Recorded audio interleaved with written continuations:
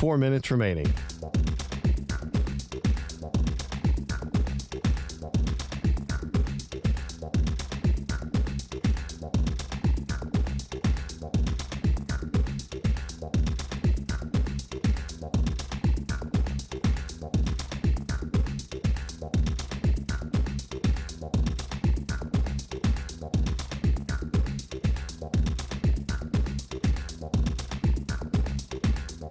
Three minutes, 30 seconds remaining.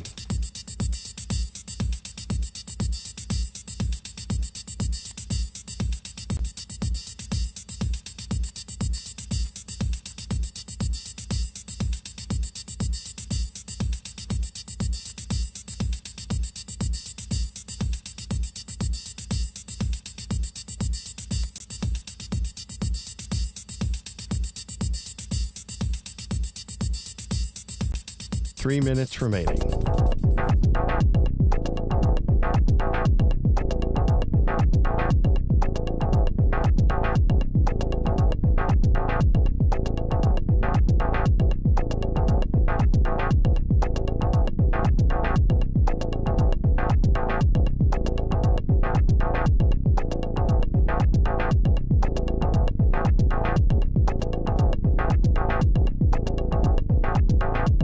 Two minutes, 30 seconds remaining.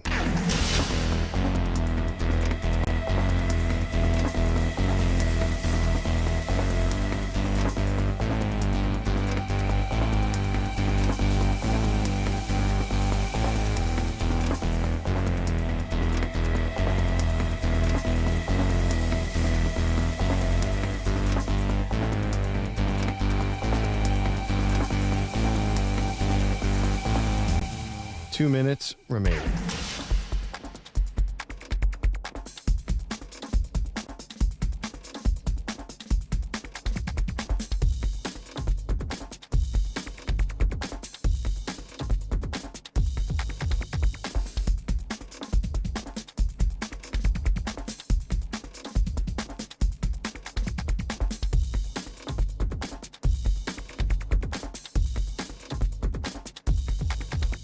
One minute, 30 seconds remaining.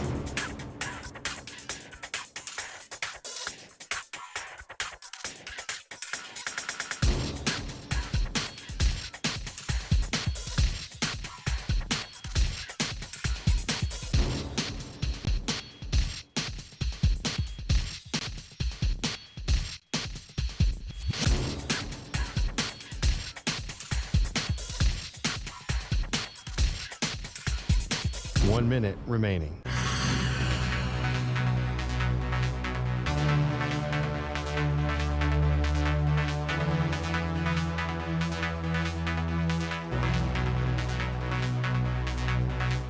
Forty-five seconds remaining.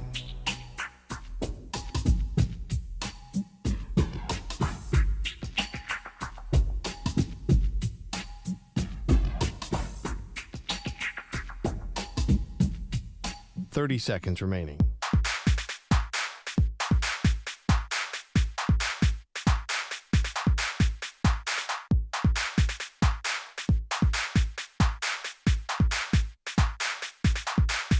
Fifteen seconds.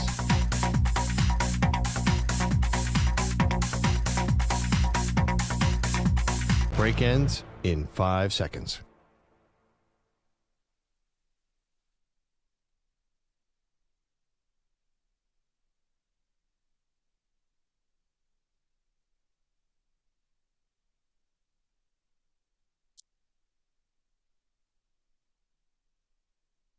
To infinity and beyond.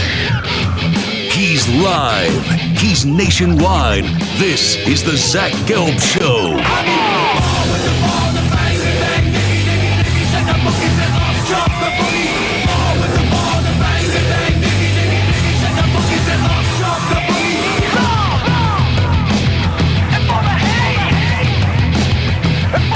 Here's your host, Zach Gelb. From the Play Show, yet not overly ostentatious studios of the Infinity Sports Network here in beautiful New York City, sitting on top of the 10th floor of 345 Hudson Street. Welcome on in to what is already a Wednesday edition of the Zach Gelb Show across all the great local Infinity Sports Network affiliates, Sirius XM, Channel 375, the free Odyssey app, and as always, streaming on YouTube. 888-710-4ISN. That's 888-710-4ISN. 888-710-4476. You could always get at me on Instagram, where I'm straight flexing, or via the good old cesspool of Twitter at Zach Gelb. That's ZACHGELB. We got a lot going on in the sports world. We are right around the corner from NFL draft season, and the NFL draft finally happening on April 24th. And we can't wait for the first round in Green Bay, Wisconsin, as I am almost just tired of all the speculation, even though it's good for us. I want to sit down and I want to know who's going 1, who's going 2, who's going 3, who's going 4, and so on and so on. You got the Masters, which does get underway tomorrow, and we're looking forward to that. You got Luka Doncic tonight returning to Dallas, which is going to be fun, and it's going to be a scene. And if I'm a Mavericks fan, I'm going and I'm chanting Fire Nico. That's what I'm doing the entirety of the game until they kick me out. That's what I would urge Dallas Mavericks fans to do. And we also have some odds in the AFC to get to the Super Bowl that were very surprising to me. So we'll hit that up throughout the duration of the show. We have a loaded show today. Alex Myers is going to join us live from Augusta. So we will preview the Masters with him, the great senior writer for Golf Digest. That will come your way in 20 minutes from now. Dane Brugler, who's one of the best draft analysts in the country for The Athletic, he's going to join us at the top of the hour. Ryan Hot Take Hickey is going to join us in studio. And then to kick off the final hour of the show at 5 p.m. Eastern, 2 p.m. Pacific time, Ian Eagle will join us. So we'll do a little March Madness coming off the Final Four that he was on the call for CBS. We'll hit up the NFL because he does a great job NFL on CBS. And he's also an NBA announcer. So we got some NBA topics to hit up with Ian Eagle as well. So a loaded show. But we start with some audio today. And this is Adam Schefter on the ESPN via the Pat McAfee show. And by the way, we had pizza delivered to the studio today because Tom DeCelestino is a mouthful. But just to say Decel, who's been with the company forever, behind the scenes, right, on the air with Bill Ryder too. He does a phenomenal job. He's worked many different day parts. He's leaving the company on Friday, so we wanted to have a little Decel day around here. So Stu got donuts, the company got pizza. So there was a lot of eating before this show, and I had a grandma's slice, and I put the red pepper flakes on it and the oregano and the cheese, and there's occasionally some red pepper flakes that I thought I already digested that I guess are still in my mouth. So when I'm talking, like I'll feel like a red pepper flake just drop out of my tooth onto my tongue, and then you think the takes are already hot to begin with. Now the takes are even spicier today. But anyway, here is Adam Schefter, who I love. But I'll tell you, Adam Schefter, when it's come to this NFL draft, he's been insufferable. And I'm a huge fan of Adam Schefter. I can't say it enough. I love Adam Schefter. But when you started off with, the Cleveland Browns are going to take a quarterback, and then you walked it back. You said it was the most confident thing that you had with the draft in the first round. The Browns take a quarterback. Then you walk it back. Then a week and a half ago, 2 weeks ago, you say it's starting to feel like the Browns are going to take Abdul Carter. And now you're saying the Browns, it's starting to feel like they're going to take Travis Hunter. I know this stuff changes, but it could drive me crazy because that's the biggest curious thing that I have with this NFL draft. I really do believe Cam Ward's going 1 to the Tennessee Titans, and then it's a second overall pick. Is it Shedeur? Is it Abdul Carter? You know, when you go, is it a Travis Hunter? Well, Adam Schefter was on the Pat McAfee show yesterday, and now I guess the popular thing to say is that Shedeur Sanders is falling, and the stock of Shedeur Sanders is plummeting, and he may fall out of the top 10. Samter said it yesterday, and I laughed at Samter when he said it. You know, Samter all he did was just give me the information. I wasn't laughing. I'll sound like Mike Francesa now. I wasn't laughing at Samter. I was laughing at Samter's information, which I knew was true because the report was the Steelers are going to have a top 30 visit with Shedeur Sanders. And I'm like, the Steelers, they're picking at 21. I would not anticipate, I would not assume that Shedeur Sanders is going to be there at 21. And Samter brought up the point, maybe they're trying to trade up in the draft. Well, here is Pat McAfee with Adam Schefter, and Schefter was talking about Shedeur Sanders' potential landing spots.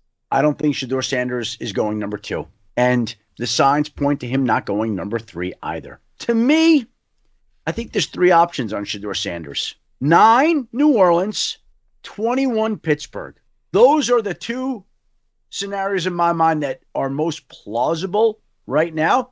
I also could see at some point in time, would it be that the New York Giants or Cleveland Browns would trade back into the first round and go get Shedeur Sanders? Can we just have an honest conversation here? Is Shedeur Sanders a generational talent? No. Is Shedeur Sanders perceived to be a quarterback that maybe one day could be a top 5 quarterback in the NFL? No. Did Shedeur Sanders have a very good college career at Jackson State? Yes. Did Shedeur Sanders have a very good career at Colorado? Yes. Do I think Shedeur Sanders can be a good quarterback in the NFL? Yes. Do the Cleveland Browns have a quarterback right now on the roster that you feel good in? No. Do the New York Giants have a quarterback on the roster that you say, oh, that's our guy for the future? Sorry, Russell Wilson. Sorry, Jameis Winston. No. So those 2 organizations where I would assume that Andrew Berry and Joe Schoen are both on the hot seat, you're not going to take a quarterback here to try to elongate your career with that organization? Because you could take Abdul Carter, you could take Travis Hunter, and personally I think Abdul Carter and Travis Hunter are the 2 best players in this draft pound for pound.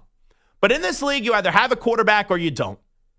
And if the New York Giants don't take Shedeur Sanders, and let's say they take Travis Hunter, and they win 5 or 6 games this upcoming year, guess what? Joe Schoen, you're out of a job. If you take Shedeur Sanders, and Shedeur finds lightning in a bottle like what we saw with C.J. Stroud or Jaden Daniels, that's the easy way to save your job. But let's say if it's not even that successful, and Shedeur Sanders maybe doesn't play the first half of the season, comes in the second half of the season, and let's say there's like 8 games, and he has 4 good games, 4 games, you can at least sell your organization on the hope that there's something there with Shedeur Sanders to save your job. And the same could be said for Andrew Berry. So I say this all the time. Incompetent organizations make incompetent decisions. If you tell me one of the Browns or the Giants are going to pass on Shedeur Sanders, okay, I could live with it. But if you tell me that both of these bozo organizations are going to pass on Shedeur Sanders, stop it. Absolutely stop it. And then also, Stu, your bozo organization and the Raiders, if he's there at 6, you have Dumb and Dumber with the Browns and the Giants. If Shedeur falls to 6 and the Raiders like, oh, we're going to continue to hitch our wagon to Geno Smith, then the Raiders become the dumbest. All right? The 3 of those organizations, they can't identify and find a good quarterback if it was sitting right in front of them, smacking them in the face. And I'm not even saying Shedeur is going to be elite. I'm not even saying Shedeur is going to be a Hall of Famer.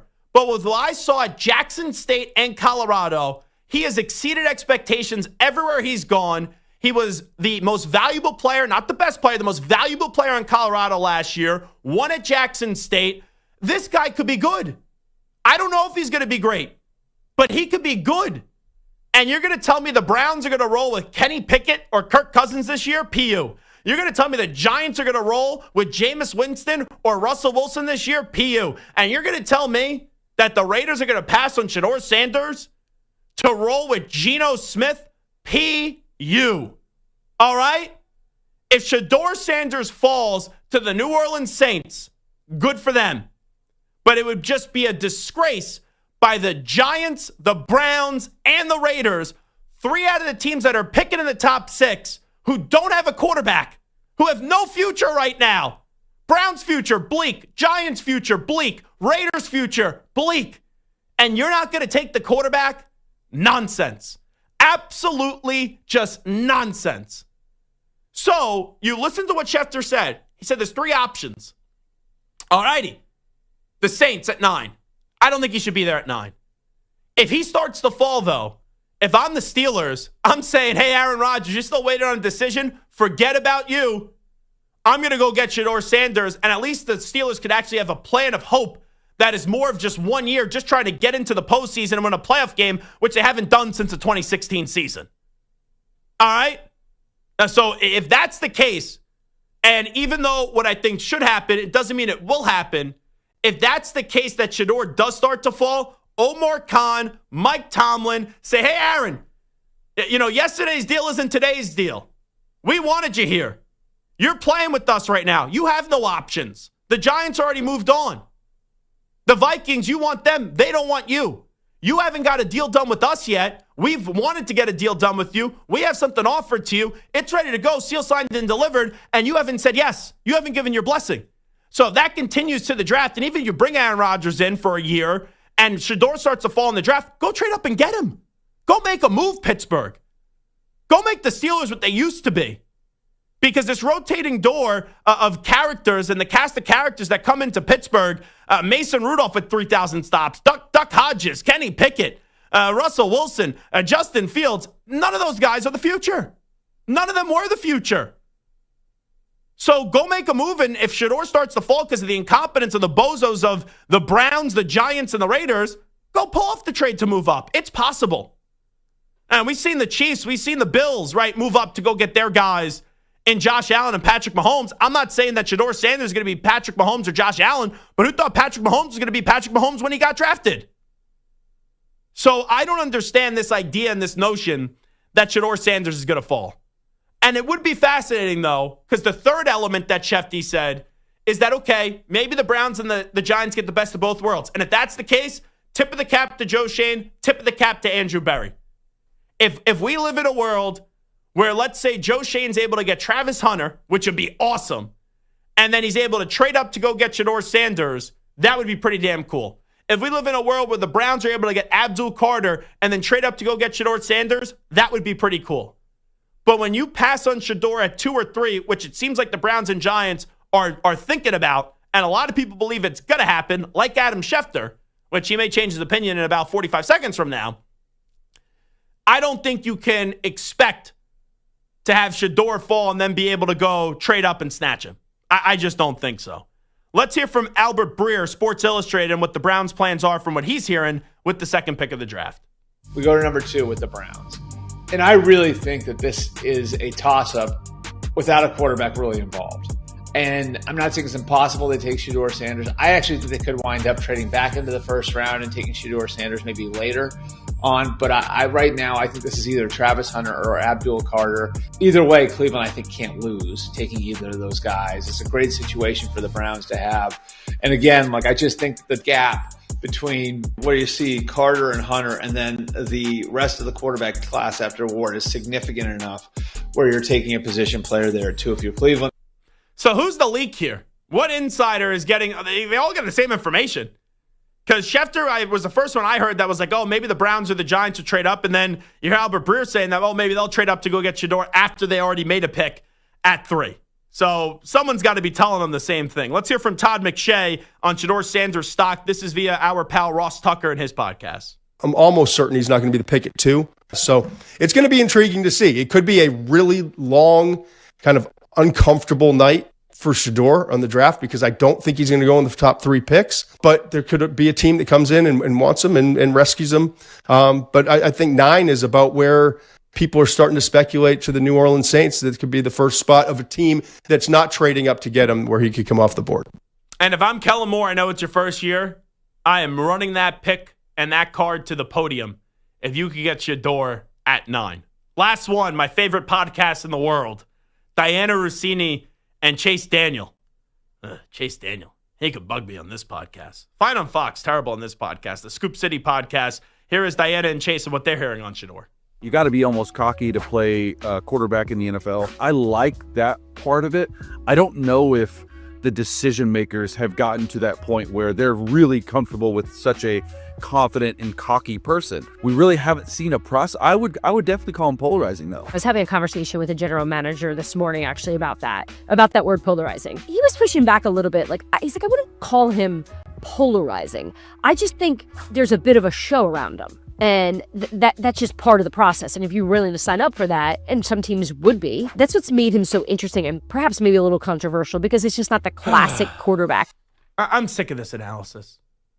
Is the guy brash, right? People said arrogant. That was that one report. What do you want from your quarterback? You want your quarterback to come in and just be like, oh, nice to meet you. Oh, yeah, I'm Shedeur Sanders. I'm going to be a fine quarterback. I want my quarterback to be an alpha. I want my quarterback to have confidence. I want my quarterback to be in your face. Shedeur kind of reminds me like Baker Mayfield. How Baker Mayfield had moxie. Baker Mayfield had swagger. Baker Mayfield had kind of that bleep you confidence. That's what Shedeur Sanders reminds me of.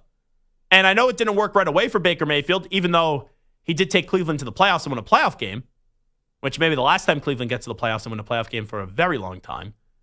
I know that they were there with Joe Flacco, but, it's not like that's going to be a regular occurrence in Cleveland. But you look at Shedeur and you look at Baker, I think they're similar. Now Baker, the last 2 years, has been freaking awesome with the Tampa Bay Buccaneers. So if Shedeur gets passed up on the Browns, the Giants, and the Raiders, 2, 3, and 6, that would just be stupid. One of those incompetent organizations need to take Shedeur Sanders. Alex Myers will join us next to preview the Masters, a tradition unlike any other. Okay, maybe I have to give Jim Nance 20 cents. It is the Zach Gelb Show right here on the Infinity Sports Network. You're in a 5-minute break.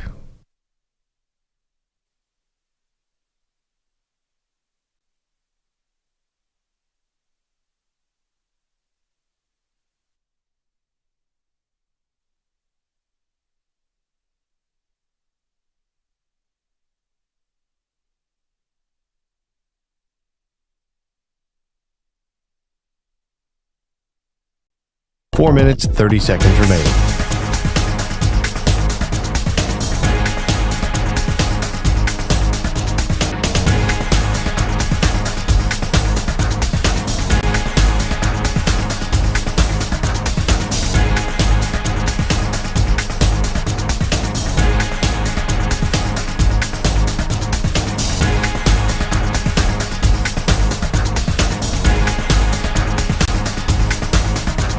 Four minutes remaining.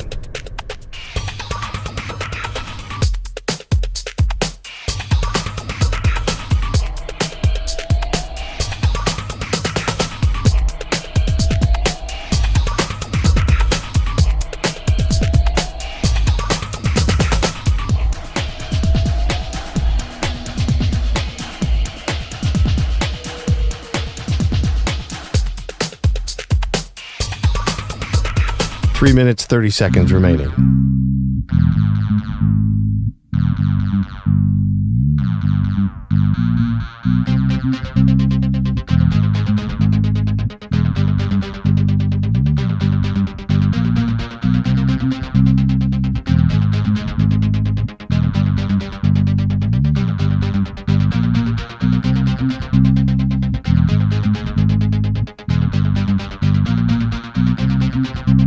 Three minutes remaining.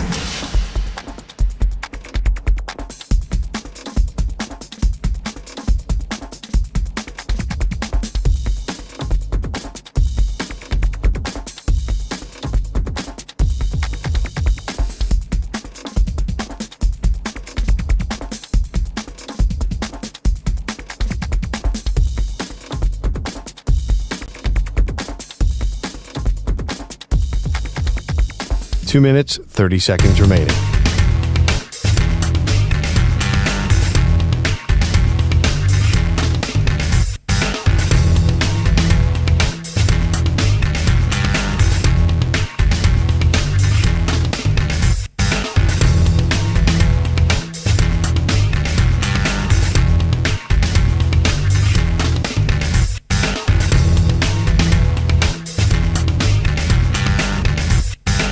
Two minutes remaining.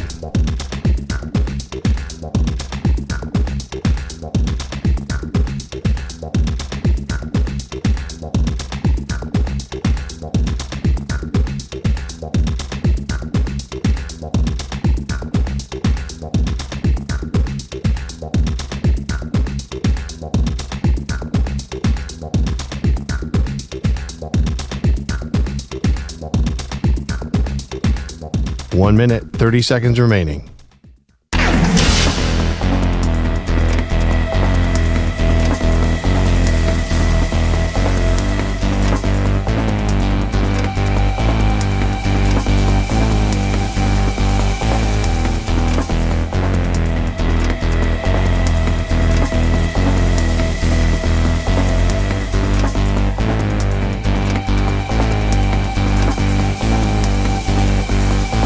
1 minute remaining.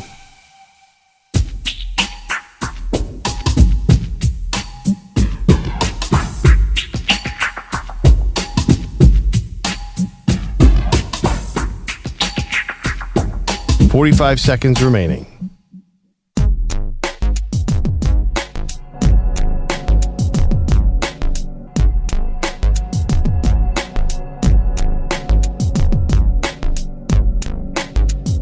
"30 seconds remaining.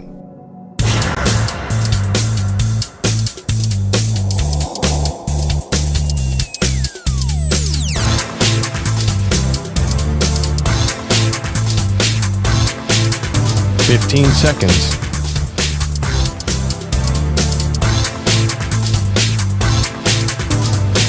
Break ends in 5 seconds.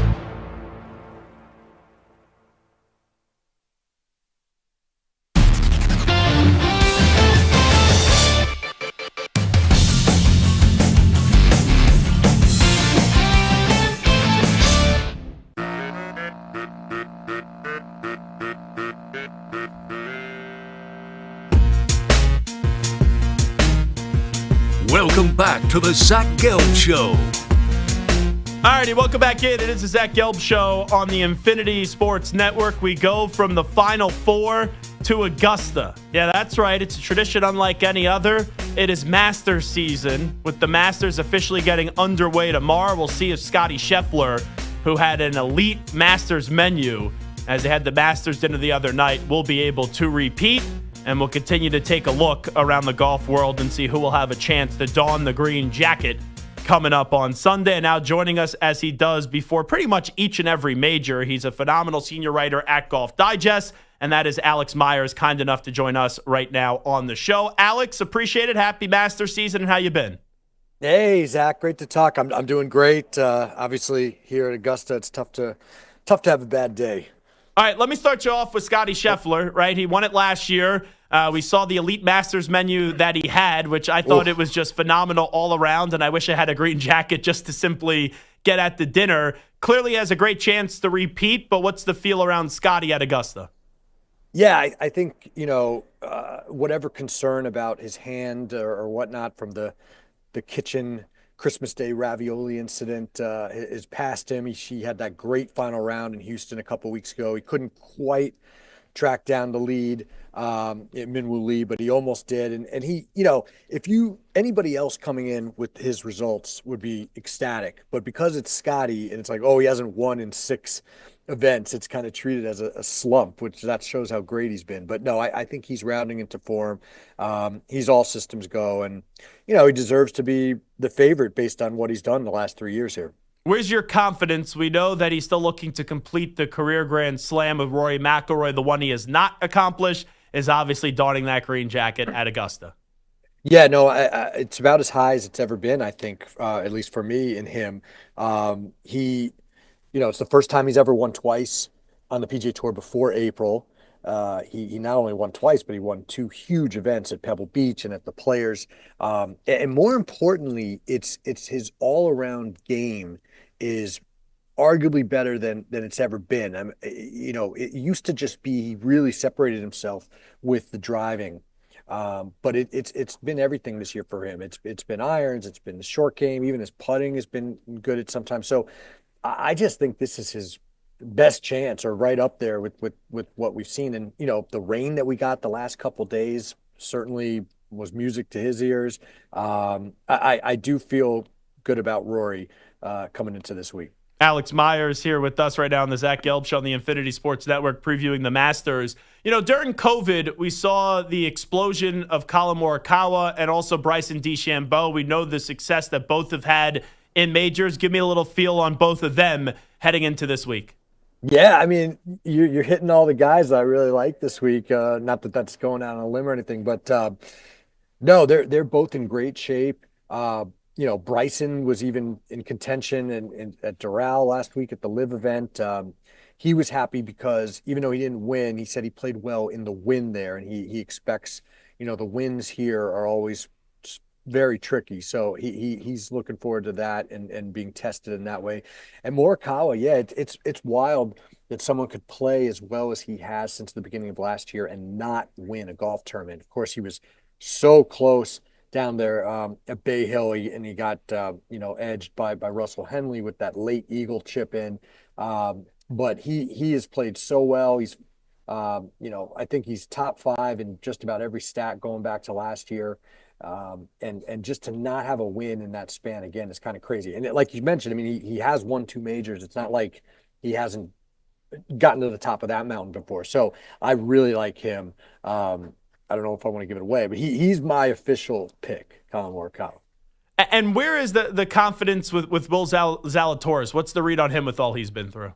He's one of my sleepers, and it's rare that you could call someone who's finished in the top 10 every time he's teed it up here a sleeper, but he's coming in at 65, 70 to 1 because obviously with all the back issues and this and that, and he's still stuck under the one PGA Tour win. But whatever form he's been in, when he has showed up here and played, he has played great, including that runner-up in his debut when he almost tracked down Hideki Matsuyama on Sunday. So I do like Zalatoris. I liked him at the Players, and halfway through his round on Saturday, I thought he was going to win, and then he makes a 9 all of a sudden. Didn't he hit a ball into the water at the Players? It's just a crazy collapse for him.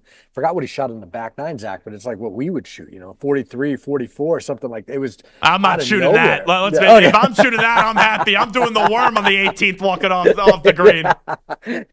So he just collapsed there on that Saturday, but it was really just one hole. So that's what gives me the confidence that, man, I mean, if you could just avoid that one crazy hole, we know what he can do here. He's such a great iron player. So I do like Will Zalatoris. Now, remember, Alex Myers once made SportsCenter for a hole-in-one that he had. If I ever made SportsCenter for my golf, it would be for the not top 10 play, all right? That's what it would be there, Alex. Exactly. Yeah, man, can't believe that. That's still we're coming up on a year. I'm going to have to celebrate it somehow, yeah. Yeah, let's have a Masters dinner with you. We'll see what you're cooking on up. So you like Morikawa, you like Zalatoris. I know we're hitting the guys I like. Give me 2 more guys, outright winners that you maybe sprinkle a few dollars on. Yeah, so the other guys that I bet were Sepp Straka, Akshay Bhatia, Will Zalatoris, and Russell Henley. Those are my guys. Those are the only, and Morikawa. Those are my 5 like official picks. Obviously, Morikawa is in that more elite range. The other guys are in the 50 to 1 or below. But I do think they're all undervalued. Certainly Sepp Straka, I mean, he's been leading or right near the top of the FedEx Cup all season. Great ball striker. The Georgia vibes with him being a Bulldog. He's a guy I think is definitely being overlooked. Is Hideki Matsuyama, who's won a Master at 33 to 1, is that like a sucker bet, or do you think there's a good chance this week? No, I don't think that's a sucker bet at all. And based on how he started the year, shooting 35 under at Kapalua, I'm sure his odds then were 20 to 1 or whatever. So you're actually getting a decent number there. I would call that a fair number. I wouldn't say it's undervalued or overvalued. I would call that pretty fair. But yeah, I mean, that's the thing with the Masters, Zach. We're going through these guys, and it's like when you play a major at the same venue every year, and you've played enough times and you're a great player, you are going to have a couple good performances here, right? So we can almost look to anybody and say, oh, but remember in that year they were close. So that's where it gets tough and dangerous. So I tried to limit my bets at least to 1 top guy and then maybe 4, mid to long shots. So Ricky Fowler for years was someone that was like, oh, he's going to win a major. He's going to win a major. Maybe it's just because of the nice pants. Now for me, that has become Patrick Cantlay, as we've discussed. Love that guy. Ludwig Aberg, too. I think that's another guy that people are expecting him to break through and eventually win one of these majors. I know he was close last year at Augusta, finished in second. But when you look at Ludwig Aberg and Patrick Cantlay, handicap that going into this week. I would take Ludwig based on last year alone. The runner-up finish in his not only first Masters, but first major appearance. That was awfully impressive, and he just is such a cool, calm customer. Not that Cantlay isn't too, but just such a calm customer out there. I would be shocked if he doesn't win a handful of majors. Whereas Cantlay has had the time. He's won plenty of PGA Tour events. But he's still looking for that first major.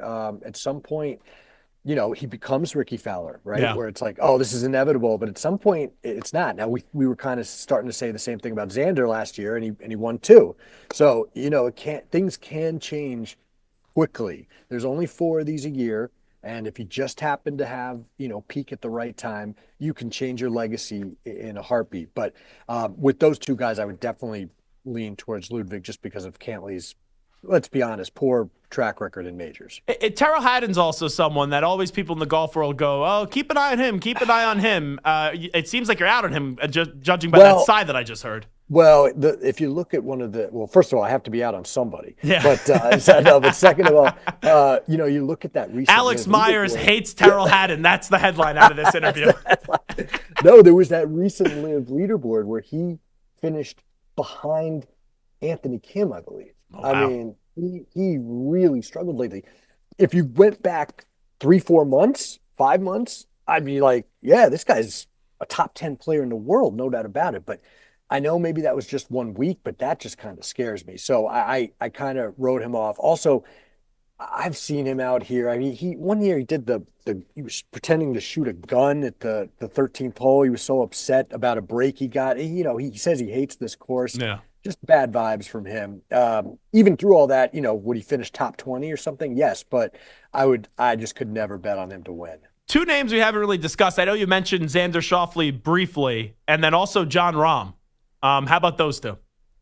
Yeah, I mean, look, Xander, from a betting perspective, if you still believe that he's healthy, which I don't see there's any reason not to. He came back. He says he's healthy. You're getting a good price. I mean, this guy won 2 of the 4 majors last year, and you're getting him at like 18-1.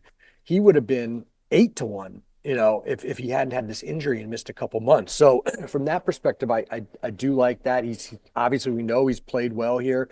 He's had some close calls. He also has some scar tissue, as they like to say. But now that he's got those 2 major wins, I think that really flips everything for him if he's in the mix down the stretch. So I certainly like him. And Rahm, Rahm had no ifs, ands, or buts. He had a terrible major season for him last year. Very disappointing. It started here, lackluster performance. And he had this weird toe injury. He missed the U.S. Open.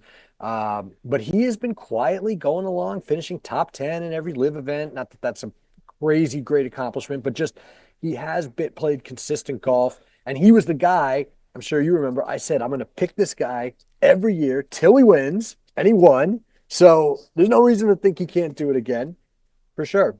So let me ask you about Live, because it's not even on my radar. A few years ago, right, Live and PGA, it was so contentious. Then you had the merger, and I still don't even know what that means. Where are we at with this Live PGA stuff? It's one of the most bizarre situations. I can't. It's obnoxious at this rate. It is. It's dragged on, and you can tell the players. There was a period where the players got tired of talking about it because they didn't want to talk about the supposed animosity between the players. Now they just don't want to talk about it because they don't know what's going on. First of all, I really get the vibe. Well, the players only want to talk now when they win. If they lose, they don't want to talk anymore, right? That's true, too. That's true. They're very worried about making headlines, as I like to say. Don't write an article about this. But yeah, it's bizarre. And a couple months ago, it seemed like this was going to be a done deal. Apparently, they had this White House meeting, which everybody thought was almost just going to seal it. And I guess it didn't go well, and PGA Tour has now turned down an official offer, a $1.5 billion offer that included Liv sticking around. The PGA Tour wants Liv gone, and Saudi PIF they do not want Liv gone. They want to keep it going, even if they do merge with the tour. So we are now back to almost square one. It seems like the only thing that's changed is these sides can't sue each other because that initial agreement that was part of it. So it almost like PGA Tour is now waiting to see how this year plays out because most of these initial Live contracts were 4-year deals, and this is the 4th year. So they almost want to see, is Brooks Koepka, who sounds very much like he wants to come back to the tour, is he going to leave Live? If they just lose a couple of their big names, then all of a sudden they're in a lot of trouble, and the PGA Tour says, why do we need to team up with you. So it's gone on so long that now the balance of power is almost shifted back to the tour. And if you look, last week, Zach, was really interesting on Sunday. It was the first time where Liv really had, I think, a fair opportunity to measure itself TV ratings wise. They had a great leaderboard at Doral, and the tour was in San Antonio, not a big event. And Brian Harmon had a big lead, not the sexiest leaderboard. And the tour rushed them in the ratings once again. And then Liv is now on Fox now. They're on a major network, so no complaints there. The tour crushed them. So as Brooks Koepka said, quote, I thought we'd be further along than this 4 years in. So that's kind of where we stand.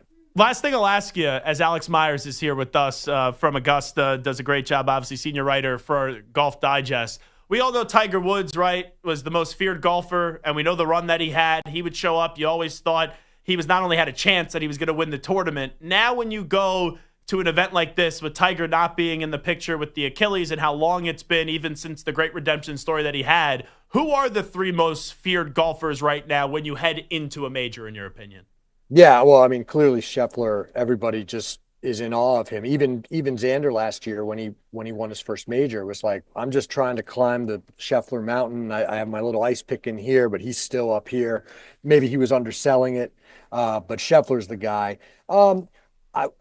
I guess, it's hard not to say Rory, but just because he's now been a decade without the majors, I think if it's any other event, it's Rory. But if it's at the majors, it's maybe not Rory. Xander with the 2 majors last year has to be a guy. And then, of course, Brooks Koepka is still lurking.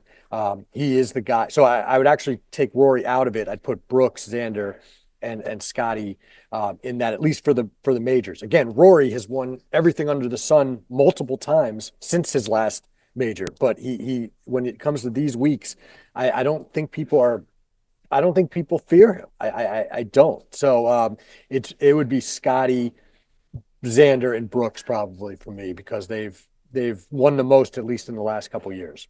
Now you don't like the pimento cheese, right? I do not. You were right. So what's the dessert? You get the dessert, right? That you eat like 15 of them in a day. I literally just finished one. I was like wolfing it down because I was like, I can't go on the screen with you. Yes, you could have. That would have been the highlight of our show. It would have been good. I'm sorry. Could have given you a good clip. The Georgia peach ice cream sandwich is so good. And then I'll give a shout out to one other sandwich.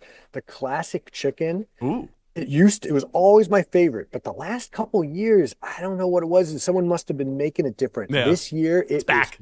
It is so back, and I am very grateful for it to be back. He's Alex Myers, senior writer for Golf Digest, joining us from Augusta National. Alex, we appreciate it as always. Thank you. You got it, Zach. Enjoy the golf, man. Take care. Thanks for having me on. You got it. There he is, Alex Myers. We'll take a timeout. When we come on back, the Suns missed the playoffs. What's the latest for KD? Where is the legacy of Kevin Durant at as well? But first up with the latest sports flash, here's the Act Man, Rich Ackerman. Infinity Sports Network Sports Flash. And it's sponsored by Progressive Insurance, and we have a riddle for you. What do your home and auto have in common? Progressive protects them both. An easy riddle. Learn more at Progressive.com. Some incredible pitching performance today. Max Fried of the Yankees goes 7 scoreless innings and strikes out 11, and they currently lead the Tigers 4-0 in the top half of the ninth.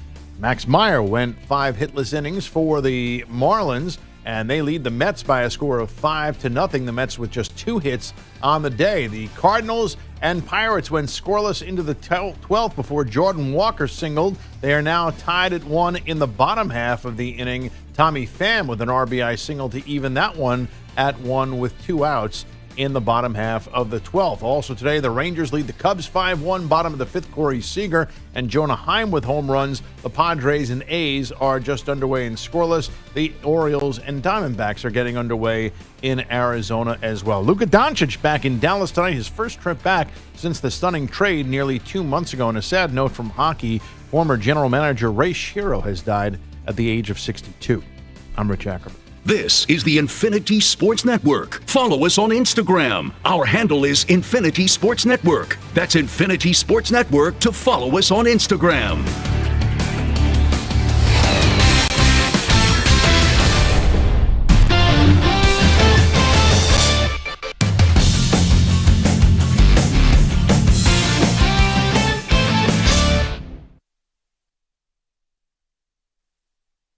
You're in a 5-minute break.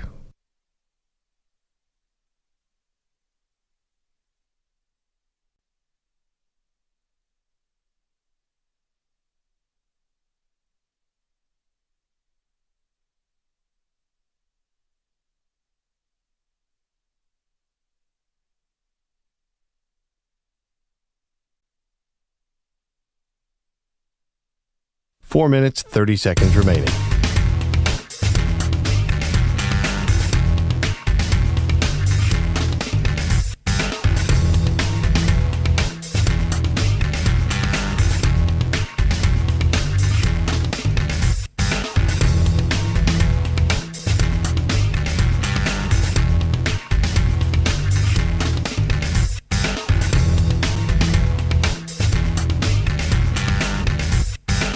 Four minutes remaining.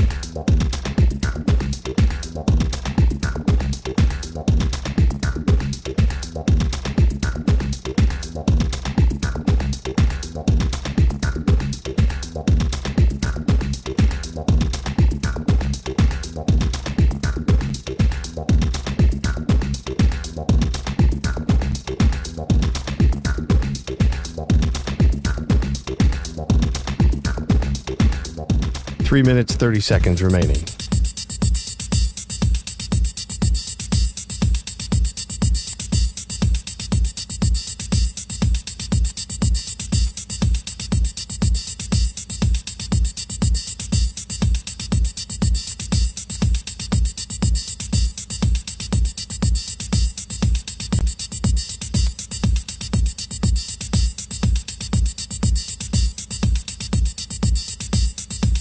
Three minutes remaining.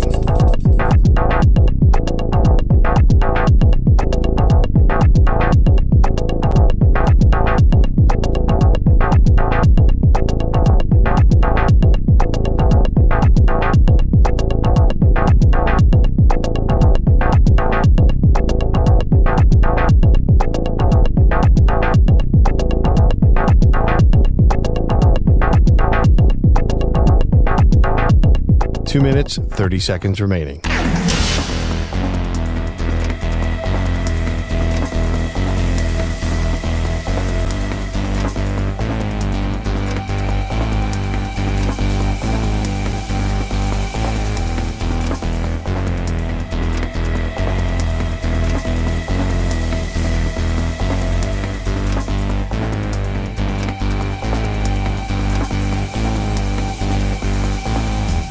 Two minutes remaining.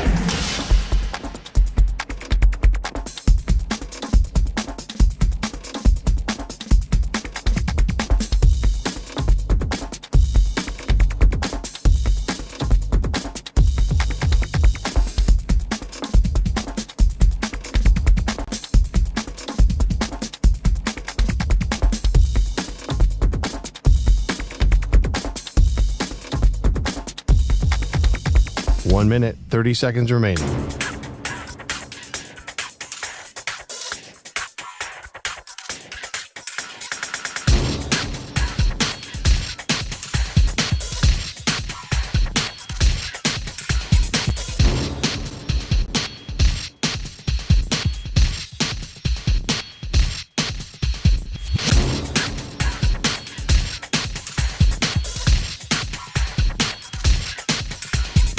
One minute remaining.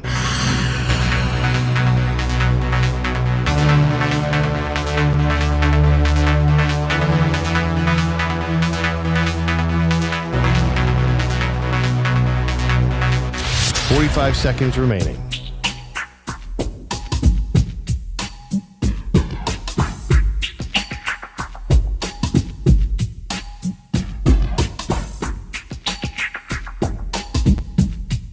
Thirty seconds remaining.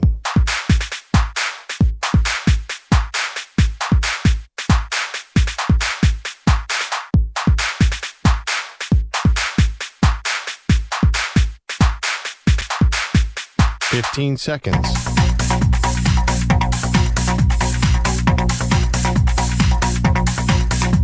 Break ends in 5 seconds.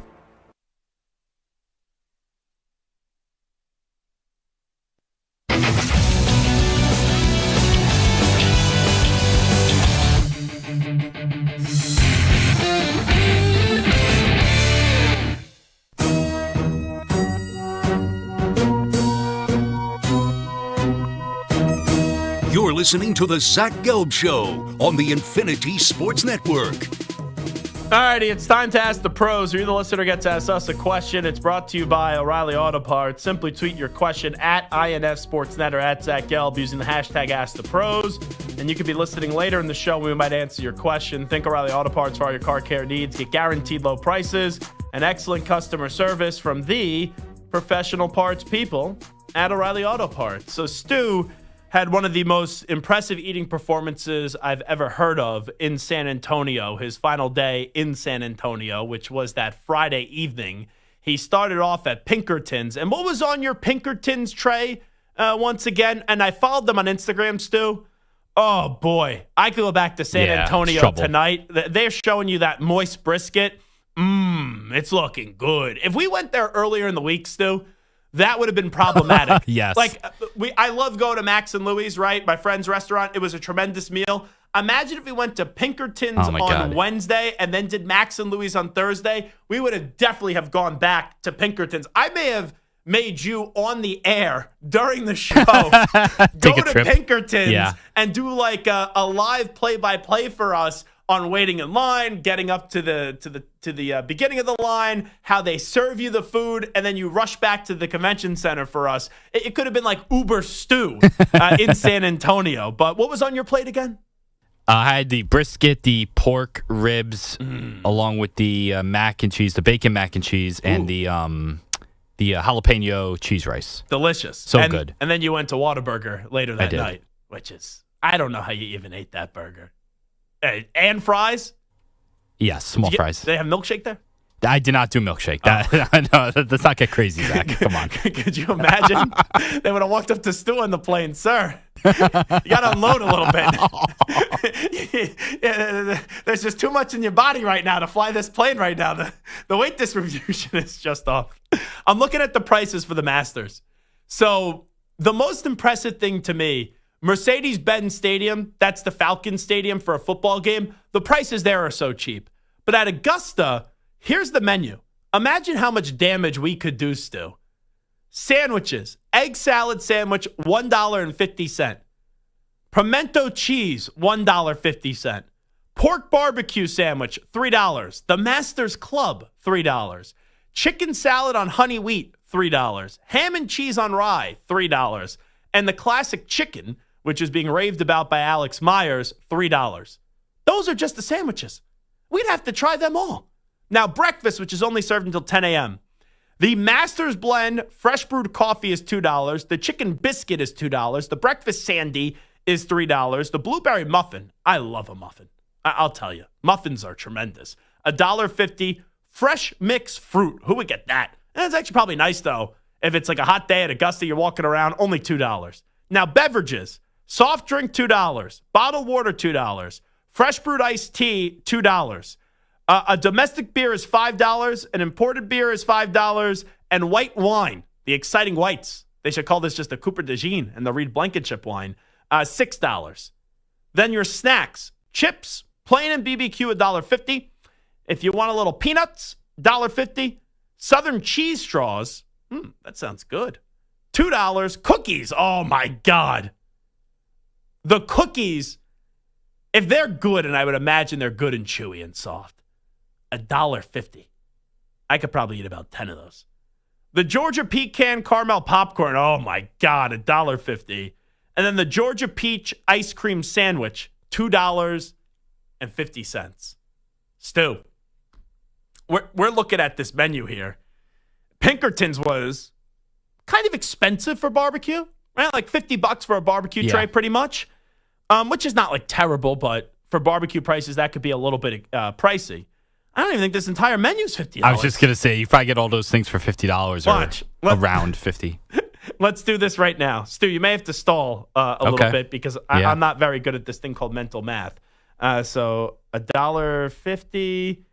12, 19, $4.50, $1.75. Oh, stop! Am I messing it up?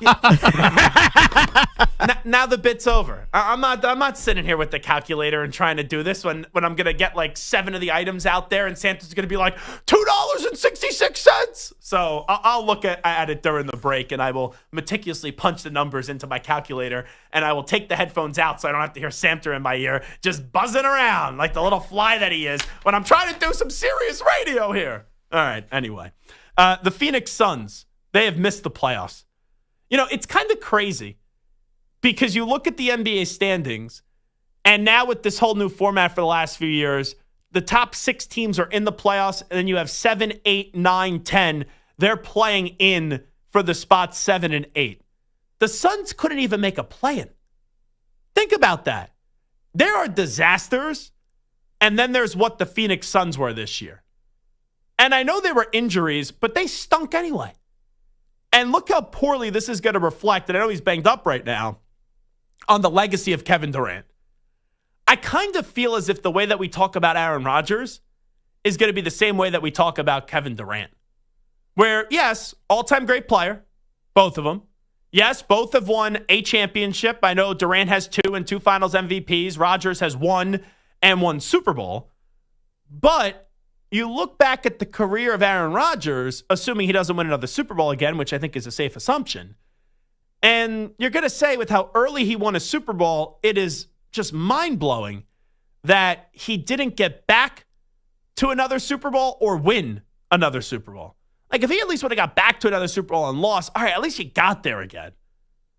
But for Aaron Rodgers, even with all the MVPs, all the prodigious stats, you're going to look back at his career and say, all-time great player, but I thought he would have won more.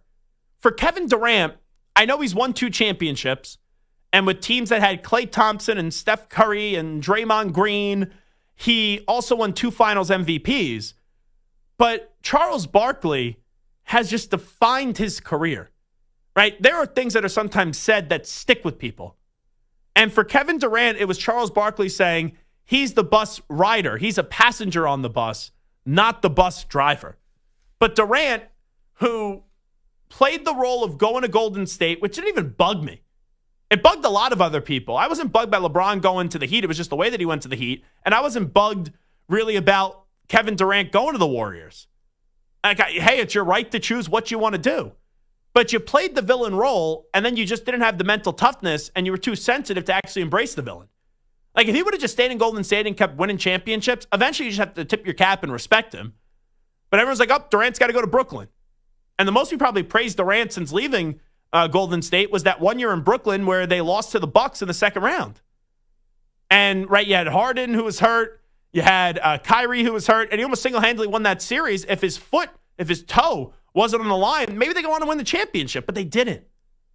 So it was ugly in Brooklyn and New York because he didn't have the guts to tell Kyrie to grow up. And then he finds his way to Phoenix, and this has not only just been bad, this has been a unmitigated disaster. They did not even make the postseason. They didn't make the playing game. You know, at least be a 9 seed and lose in the playing game. They couldn't even make the playing game. So Durant's going to go somewhere else this offseason, and it's like, who cares? You know, he's a phenomenal player. We all know that. But there's not many destinations I'm going to look at that bringing Kevin Durant and be like, I'm going to expect it to be any different than what we saw with the Nets and the Suns, and all of a sudden I'm going to start thinking he's definitely going to win another championship again. I said it before I'd go back to Golden State, but I guess it's too late now because they got Jimmy Butler now. All right, it is Zach Gelb Show on the Infinity Sports Network. Dane Brugler going to join us on the other side. Tremendous NFL draft writer for The Athletic.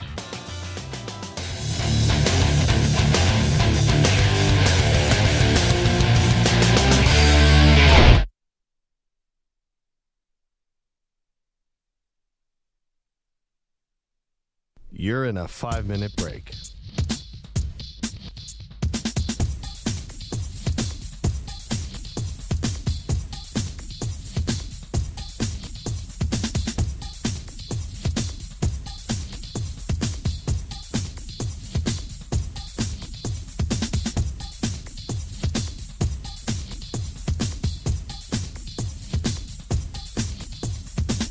Four minutes, 30 seconds remaining.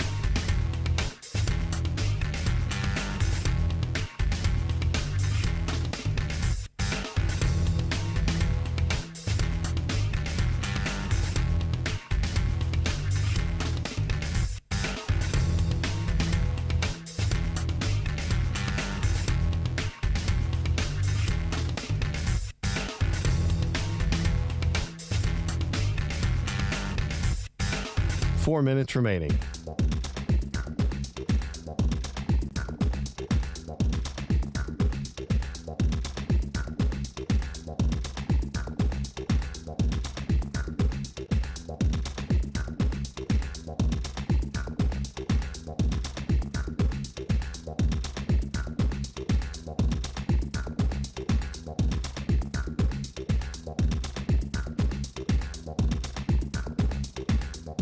Three minutes, 30 seconds remaining.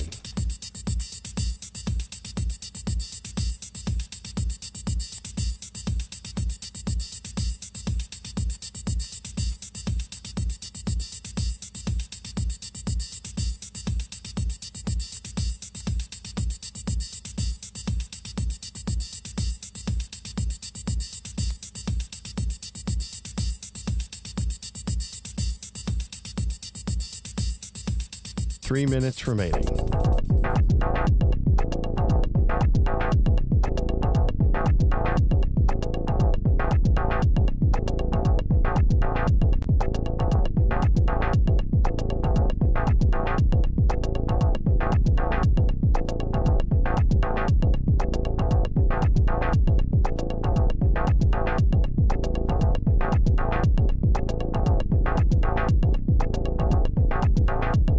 Two minutes, 30 seconds remaining.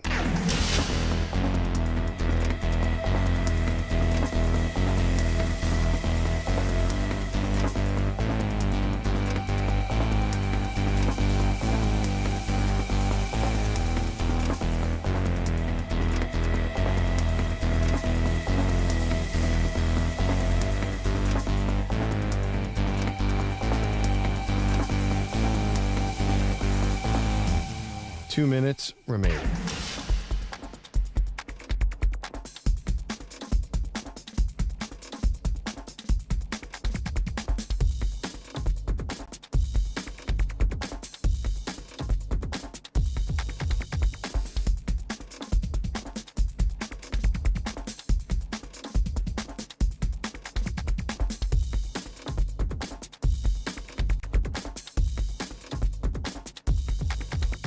One minute, 30 seconds remaining.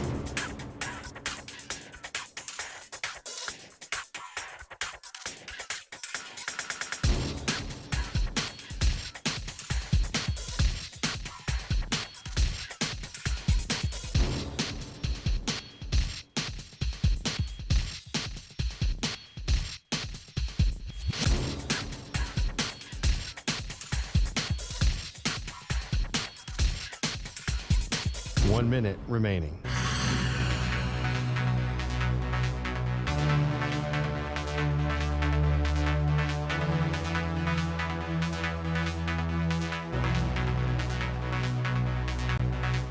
Forty-five seconds remaining.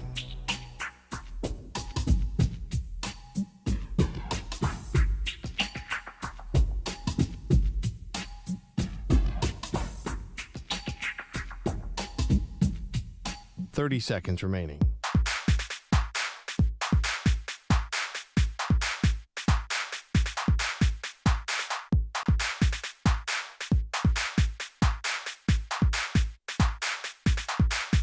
Fifteen seconds.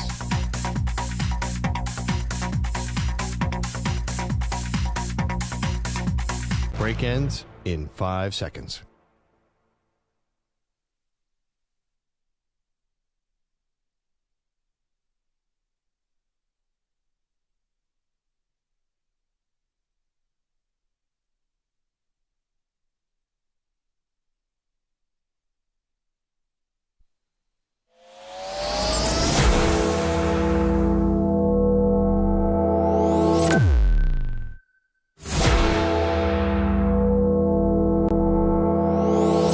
Infinity and beyond. He's live. He's nationwide. This is the Zach Gelb Show. Alrighty, rocking and rolling. Hour number 2 of our radio program. That's right, it is the Zach Gelb Show, coast to coast on the Infinity Sports Network. The draft is right around the corner. We are slightly 2 weeks away from the NFL draft starting April 24th in Green Bay, Wisconsin will be when the first round does get underway. And I think we know who's going number 1. But then the chaos really could start with the second overall pick with the Cleveland Browns being on the clock. Let's try to get some clarity right now. Dane Brugler does a great job covering the NFL draft for The Athletic, and he's kind enough to join us on the Zach Gelb Show. Dane, appreciate the time. How you been? I'm good. How have you been? I've been fantastic. So I think it's safe to say that Tennessee's taking Cam Ward with the number 1 overall pick. Do you feel confident at this rate in saying that? That's what the tea leaves say, right? I mean, obviously the Titans aren't going to come out and say who they're taking at number 1, but judging on the way they've handled this offseason, the way they've built this roster, the way that they've looked at these quarterbacks and canceled some other visits, all signs point to them picking Cam Ward at number 1 overall. And you can understand why they're coming to that conclusion when you have a chance to draft a quarterback who you believe could be realistically a top 12 to 14 quarterback in the NFL. He has that type of ability and potential. It'd be hard to pass, especially when you're the Titans. And it's been a while since you have hit on a quarterback. You know, you go back to Marcus Mariota, go back even back to Vince Young. I mean, it's been a while. I mean, I guess you could count the Ryan Tannehill years, but it's been a franchise that has been longing for a long-term answer at that position. And Cam Ward, even with a first-year general manager, second-year head coach, it feels like he is the guy that they're leaning towards. And you understand why, because if he didn't go 1, he would go 2. The Browns would be more than happy to stick there at number 2, take the quarterback, but I don't think that's going to be the case. He will be the number 1 pick, and it's more of a question, could the Giants come in with a team like that with a late offer? I don't see it. I think the Titans stick and pick. Cam Ward will be in Tennessee. Why do you think the gap has been so distant between Cam Ward and Shedeur Sanders, in your opinion? You know, I could go back to when you project these guys out, do you project Cam Ward as being a top 15 quarterback, a guy that can help you go to the playoffs and compete for the division, things like that? Because that's what you're looking for ultimately. The goal when you need a quarterback is not to find the next Pat Mahomes, because that's just unrealistic. Yeah.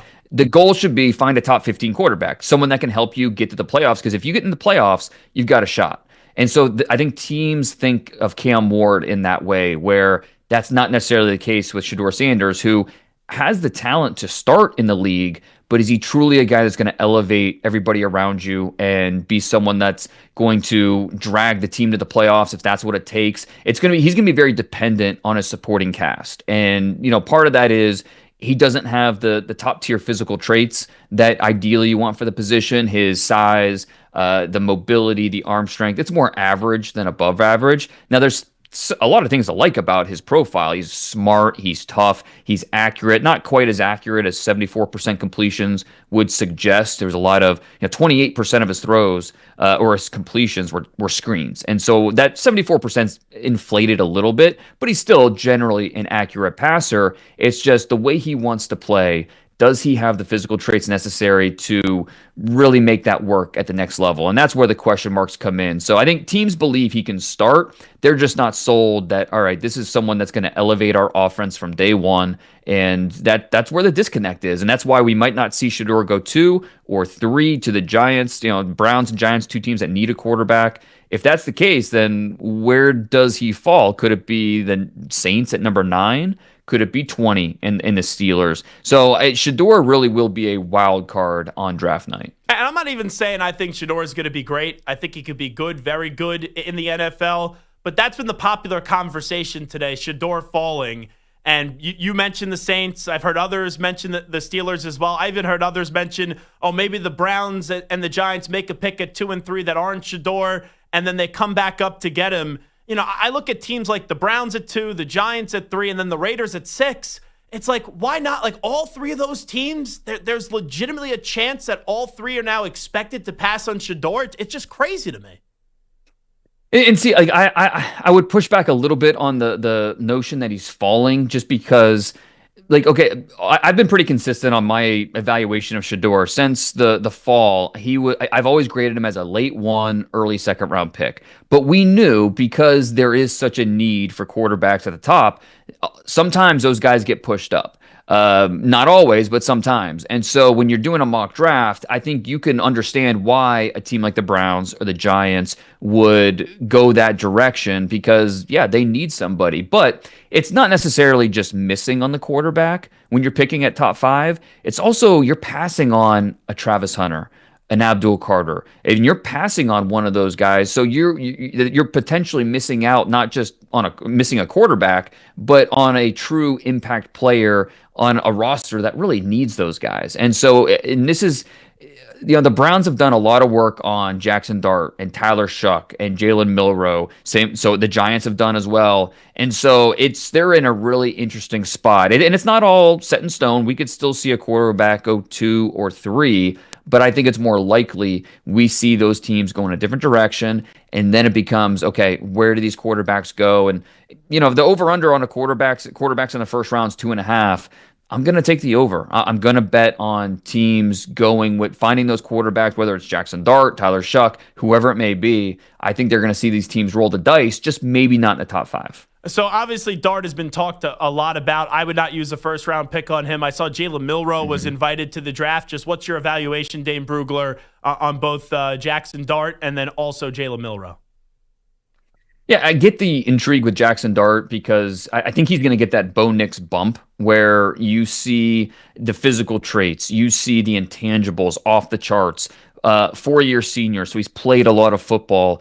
The disconnect for me is just that Ole Miss offense. He wasn't asked to do a lot of things that he'll be asked to do in the NFL. So I think physically he has the talent for the next level. Just mentally, can he get to the backside read? Can he do full field progressions on a consistent basis? There were a lot of times where I like his mobility, but it was one read, drop my eyes, and take off. And that's just not going to work at the next level. So there is a projection involved in terms of his mental development. And that's something that I can understand taking a chance on that. But I agree with you. I would love to draft him in the second round, develop him, bring him along at his own pace. But if you're taking him, if the Steelers take him, in 21st overall or whatever, it's just that puts expectations on him. He's going to be expected to see the field pretty quickly. And it becomes, you don't want to rush the quarterback position and that development. So, and Jalen Milroe, you understand the intrigue with him because the athlete is tremendous. The arm strength, check that box. Size, check that box. It's more about, okay, can he develop the feel that's necessary to work within the pocket? Talk to some coaches, they'll tell you you can't. It's either you have it or you don't. Other coaches will say, well, we can bring you along and get you better there. So Jalen Milroe to me is the bigger risk, but it's more of a boom or bust type of pick. I'll just throw a comparison out here for 2 quarterbacks. Jalen Milroe reminds me a lot like Anthony Richardson, and just in terms of there's such a high ceiling, but then the floor is so low and there's no middle ground. It's either it's all or nothing for Jalen Milroe. And then, with Shedeur Sanders, people call him brash and arrogant, and I see some of these reports. It kind of reminds me a lot of the way that we talked about Baker Mayfield. And I could see Shedeur having a little bit of a chip on his shoulder and being better than what people think. What do you make of those 2 comparisons? Yeah, and I think that the off-the-field stuff with Shedeur is definitely, every team looks at it a little bit differently. And I certainly understand making that comparison. It's just on the field, you better be able to back it up. And I think that's, when you study Shedeur, the Big 12 is not exactly murderer's row when we talk about defenses, but you watch the 3 best defenses he faced last year. You're looking at Nebraska, Kansas State, BYU. It was tough. And so now part of that, his offensive line was bad.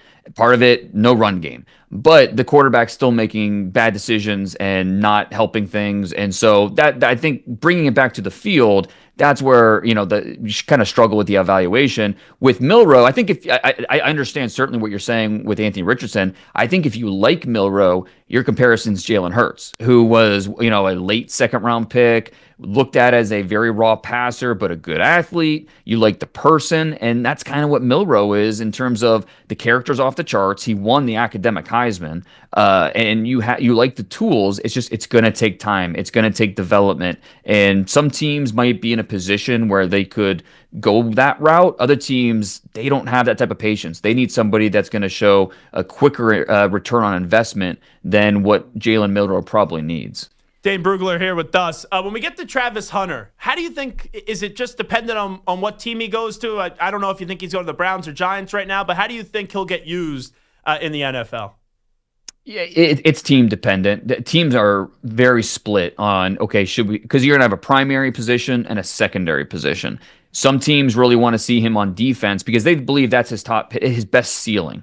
They believe genuinely he could be a top 3 corner in the NFL. And then you try to mix in, and it's also theoretically easier if he's a full-time defensive player. And then you have a package of 25-ish plays on offense, try to get him 8 to 10 touches every single game. And even when he's out there, it just, all of a sudden the defense has to account for that. You could be a decoy on some plays. So I think that's the best route. But there are some teams, and I think the Browns are one of them, that look at it and say he's too explosive to not make him a full-time offensive player. Give me the guy that's going to help impact the scoreboard. And we know the Browns need an injection of life on that offense. And if they don't go quarterback at 2, I think they'll look at Travis Hunter, the receiver, and say, look, this is what's going to help us both now, immediately, and then also long-term, giving us a weapon like this. And so right now where we stand, I think Travis Hunter goes 2, and I think the Browns look at him primarily as a receiver. And then I'm assuming you then take Abdul Carter 3 with the Giants is the way that it seems like you're going?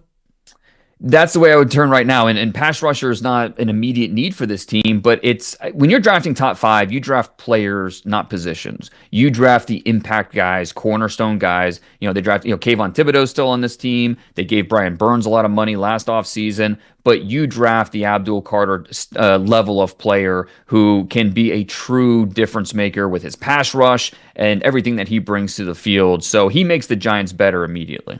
Are the short arms? I'm a Patriot fan, so full disclosure, I want either Travis Hunter, I want Abdul Carter. Nothing against Will Campbell, and I love offensive linemen, but when you have those 2 players who I think are the best 2 players in the draft, Abdul Carter 1, Travis Hunter 2, I want one of them. The Pats are at 4. If this plays out, both aren't available, do you then feel like New England is definitely going to take Will Campbell, or do they get scared away from him?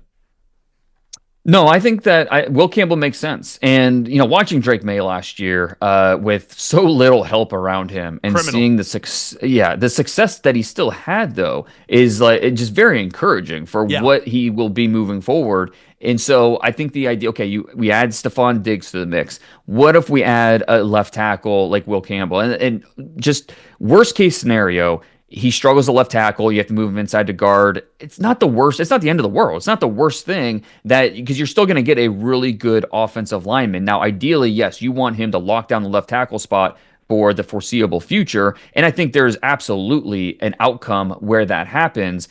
It just, the shorter arms lessens that margin for error. But I think when you focus on the feet, the body control, his ability to finish consistently, he's above average across the board. And, he did it the last 30 games that he played. He gave up 2 sacks, and he played in the SEC. So he's seen a lot of football, and he's experienced enough where I think he can make that transition to left tackle. I think it makes a ton of sense at 4 for the Patriots. When we get to Ashton Jeanty and Tyler Warren, how early can they go? I was thinking maybe you have Jeanty go to the Raiders at 6. I could see Tyler Warren maybe going as early as 7 to the Jets. If he's still on the board at 10, if I'm Chicago, I know you have Kmet, but I'd be taking Warren as well.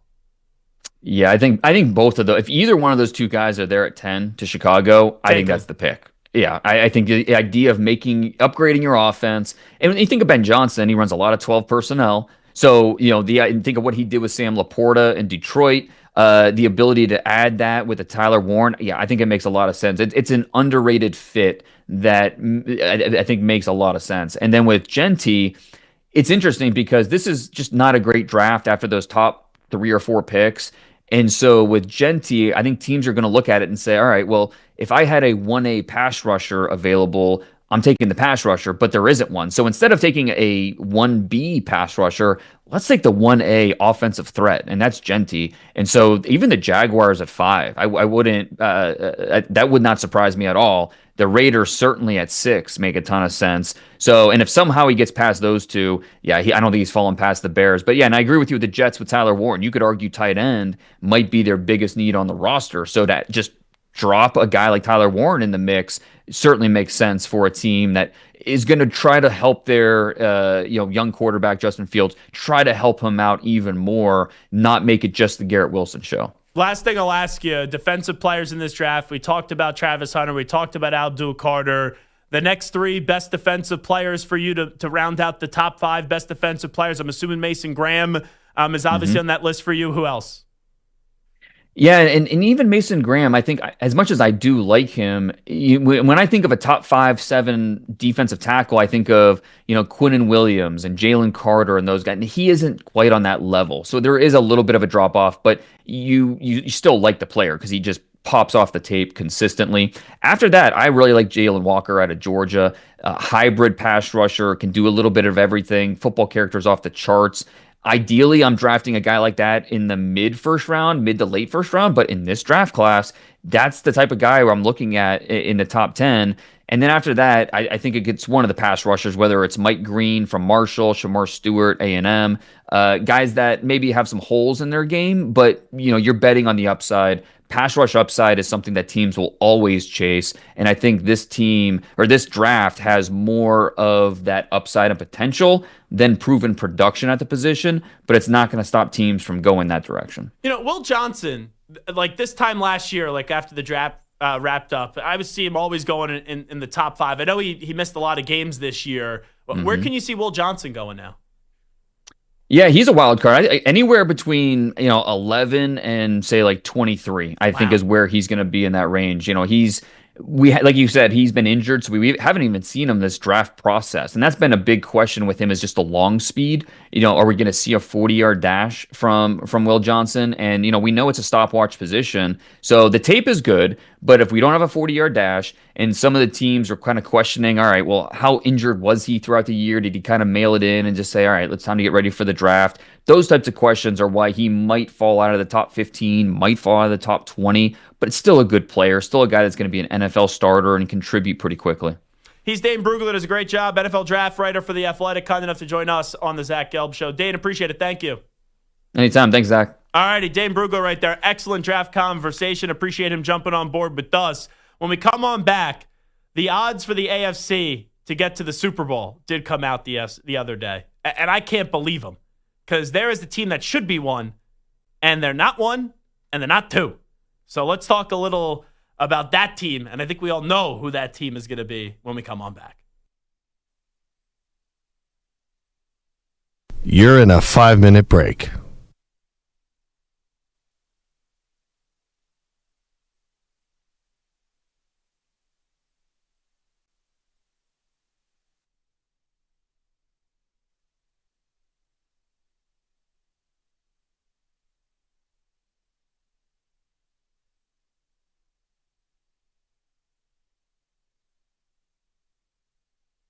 Four minutes, 30 seconds remaining.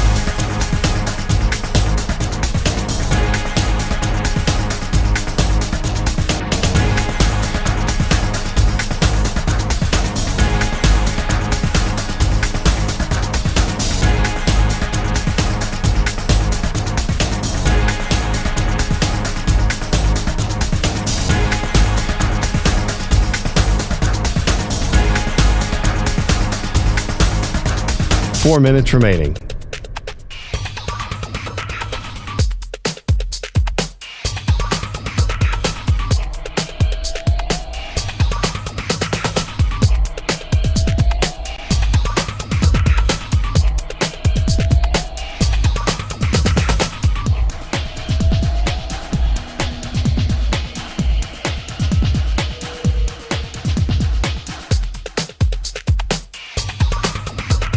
Three minutes, 30 seconds remaining.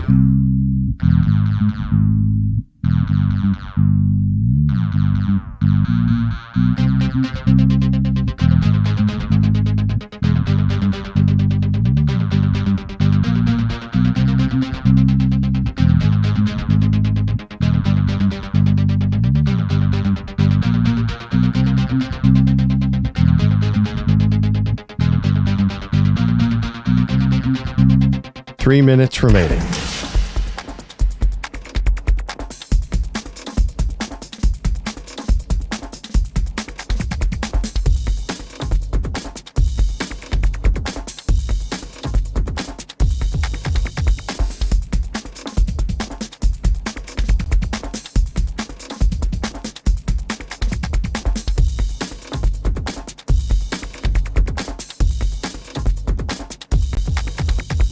Two minutes, 30 seconds remaining.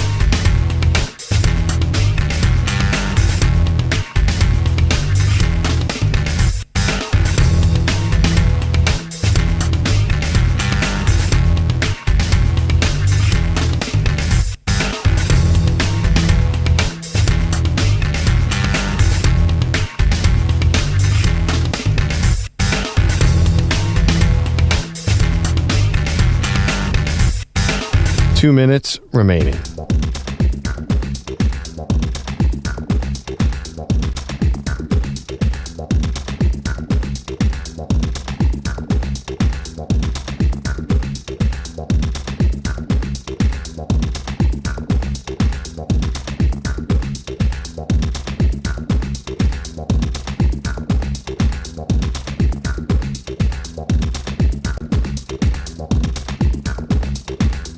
One minute, 30 seconds remaining.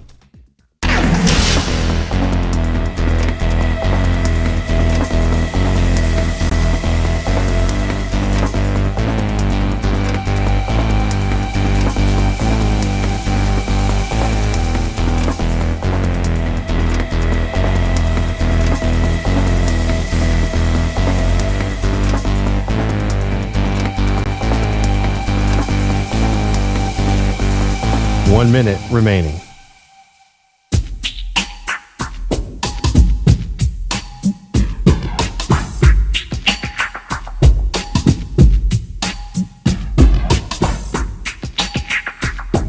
"45 seconds remaining.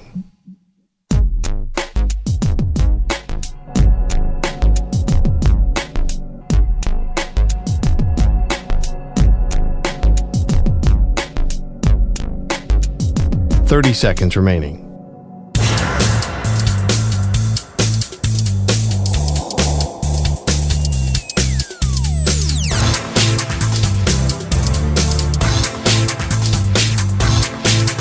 "15 seconds.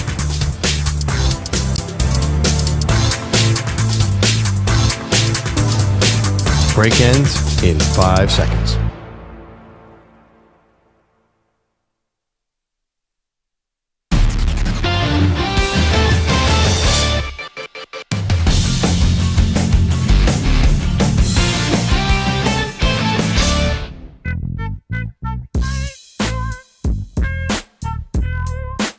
You're listening to the Zach Gelb Show on the Infinity Sports Network. All right, it is the Zach Gelb Show on the Infinity Sports Network. Coming up 17 minutes from now. Precisely 17 minutes from now. Ryan Hot Take Hickey will join us in studio, and we'll see what his latest hot take is. FanDuel, they put out the latest odds to win the AFC for this upcoming year. Before the draft, with what happened so far in free agency. And quite frankly, the three teams that are in the top three, I don't have a problem with, but the order makes absolutely zero sense. So the Ravens are at plus 350. They're number one. The Buffalo Bills are at plus 360. They're at number two. Then the Kansas City Chiefs are at plus 410. They're number three. How the Chiefs, who have won the AFC 5 out of the last 6 seasons, aren't the number one team is stupid. All right? And I'm not even just saying stupid. Really stupid. Like really, really, really, really, really stupid. And then also, someone tried to make sense of this for me. And I know the Ravens got DeAndre Hopkins. Ooh, gee golly. But the Ravens just lost to the Bills in the playoffs. How are the Ravens slightly more of a favorite to come out of the AFC, where when it matters, the Ravens can't beat both either, not just one, either, both, the Bills and the Chiefs in the playoffs? The Ravens had now lost twice to the Bills in the playoffs, and we saw what the Ravens did up against the Chiefs in the playoffs 2 years ago. Home AFC championship game. Kansas City had nothing on offense, and the Ravens couldn't find a way to put the ball in the end zone a few times. So Kansas City should be 1, the Bills should be 2, and quite frankly, the Ravens should be 3. So give me one word here to describe the Chiefs being ranked 3rd here in the AFC to get out of the AFC to head to the Super Bowl. Stu, what would your word be? Just wondering. So can it be a phrase? Sure. Prisoner of the moment. Prisoner of the moment. They're going off the Super Bowl and that alone. Can I ask the question then? Sure. What's the moment for the Ravens? What's the moment for the Bills then? That's a fair point. But you're not wrong, because Kansas City just got absolutely just waxed by the Eagles in the Super Bowl. They got emasculated, but still, they were the team that's been at the tippy top of the mountain for 5 out of the last 6 years out of the AFC.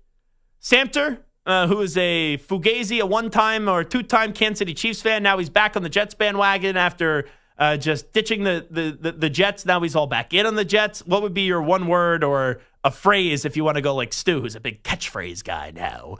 What would be your word or phrase to describe the Kansas City Chiefs being in at number 3? I'm going to actually stick to the actual phrasing that you said. One word, unlike Stu, who's like changing the whole rules around here. One word. A little tension between Stu and Santa today. Seriously, Let's Stu. see you guys fight. All righty. Have you guys be, Patty Pimblett wasn't good on the air with us the other day. Maybe we have, instead of Patty Pimblett and Michael Chandler, Stu up against Samter. A little brawl here. Oh, he's going down, baby. That would actually be a fun fight. I would take Stu. I love Stu. I'll just say this. I think Mike fights dirty. I fight dirty, but He I would also, bite your kneecaps off, Dan Campbell. Well, first of all, Stu's not that much taller than me, so I don't think I have to go for the kneecaps. But the way I know that I would beat Stu in a fight, one time he went to punch me, kind of like a joke punch. Yes. And I realized that he tucks his thumb into his fist. Oh, a little broken knuckle then. Like, how do you can't punch like that? Which made me realize Stu doesn't know how to fight. I would take Stu down. It's over. Any retorted, Stu? In his fairness, I've never been in a fight. No, you're a lover. Yeah. Have you ever been in a fight, Samter? I've been in a few. I was going to say, I would have bet yes. I've been in some kerfuffles. I've been in 2 fights in my life. Fist fights or like brawls? One was in a fist fight because I was actually trying to break up a fight, and then someone started throwing at me, and then I threw a punch, and the person got knocked out. And the other one was in a intramural hockey game, which someone kept on taking the stick and swiping their hockey stick at my calf. And we had a player in the team who was very good at hockey, and we were beating this team like a drum.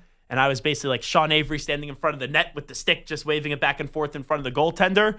And this kid swiped my leg too many times. And the kid that actually played hockey that was on my team, who was a good friend of mine, was like, I've had enough. You do that again to him, I'm going to punch you. So once he threw a punch, I felt like I had to throw a punch as well. And there was a little force behind that punch.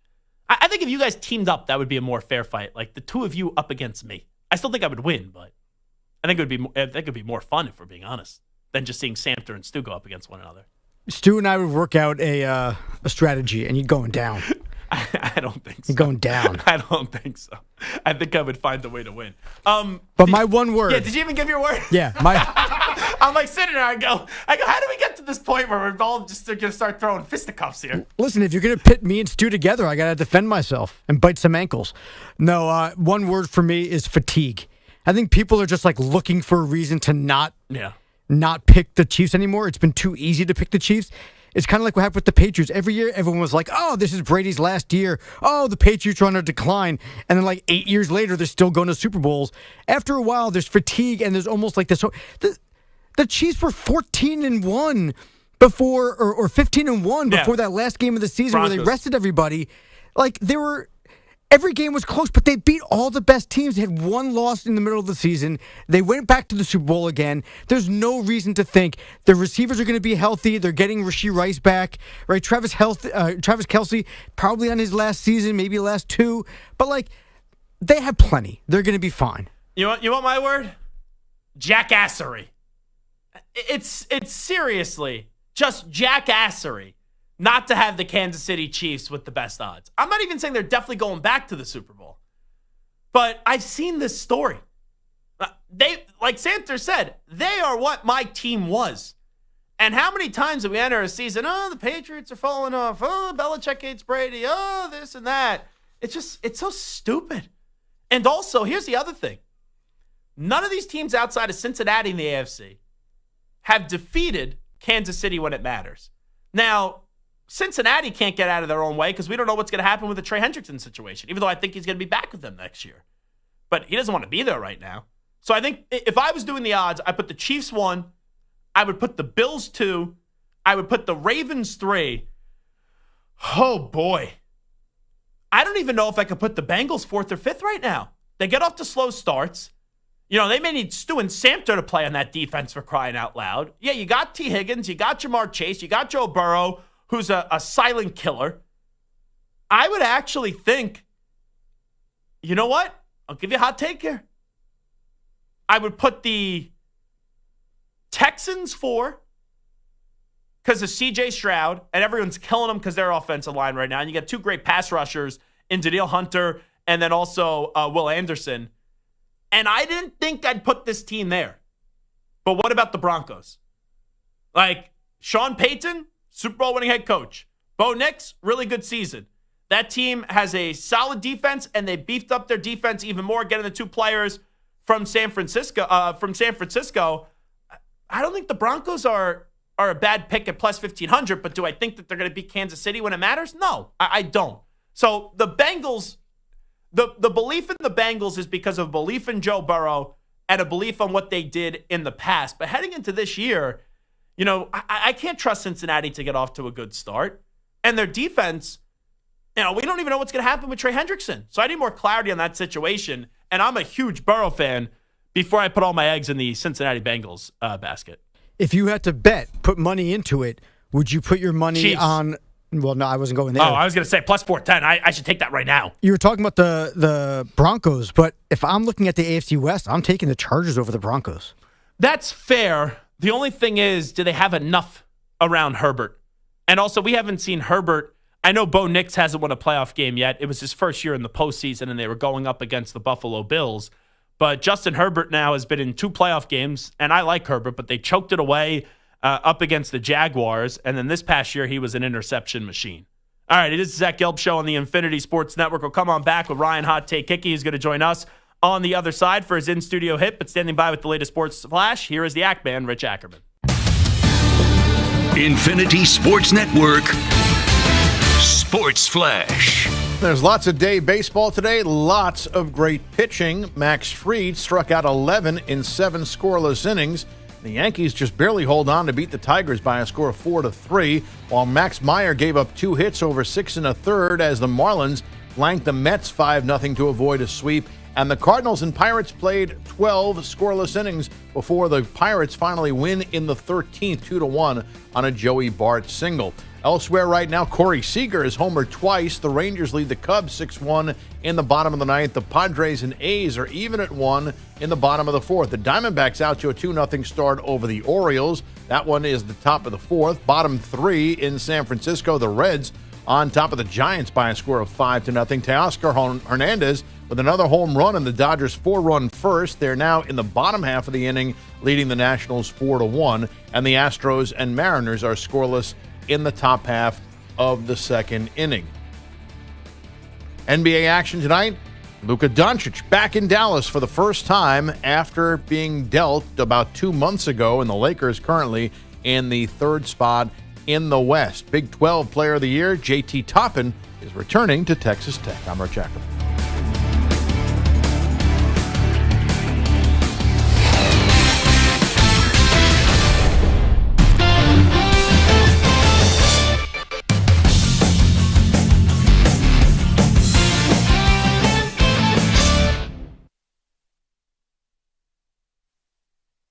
You're in a 5-minute break.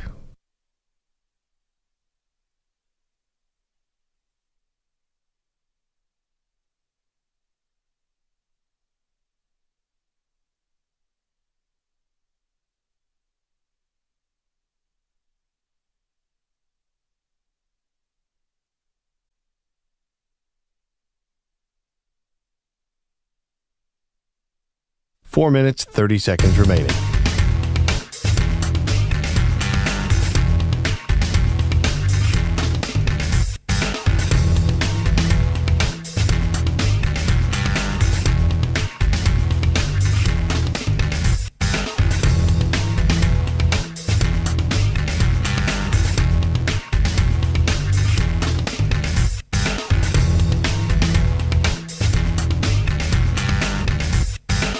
Four minutes remaining.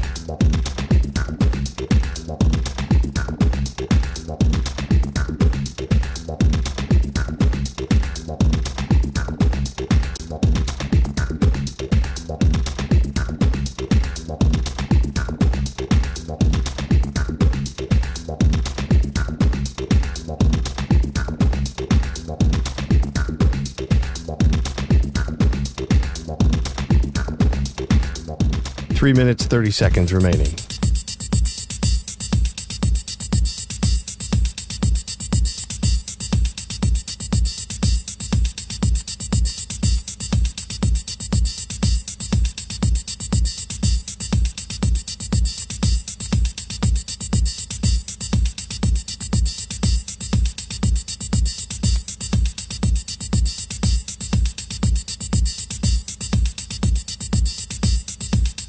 3 minutes remaining.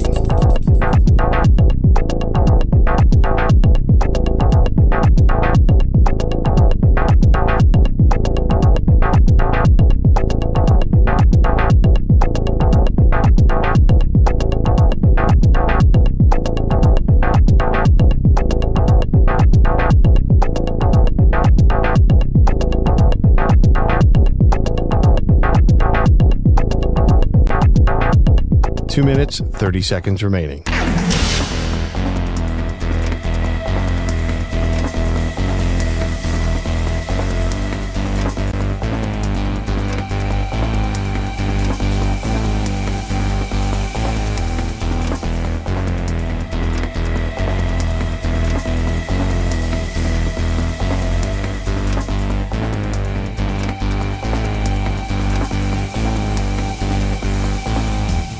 Two minutes remaining.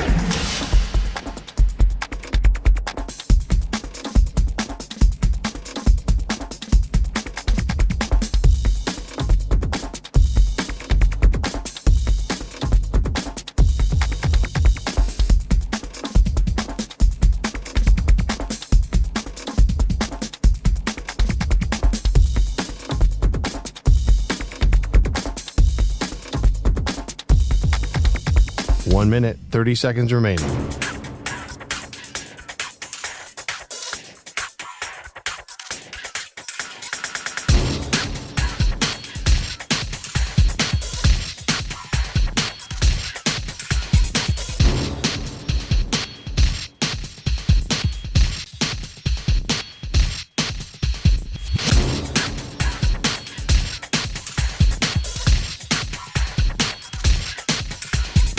One minute remaining.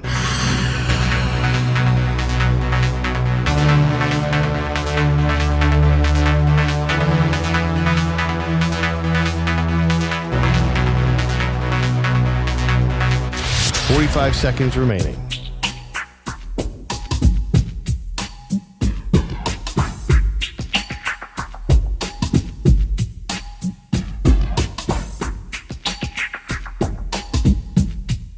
Thirty seconds remaining.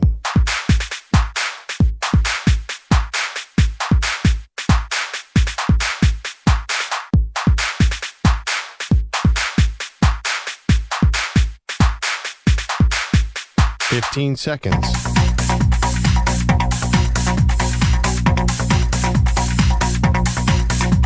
Break ends in 5 seconds.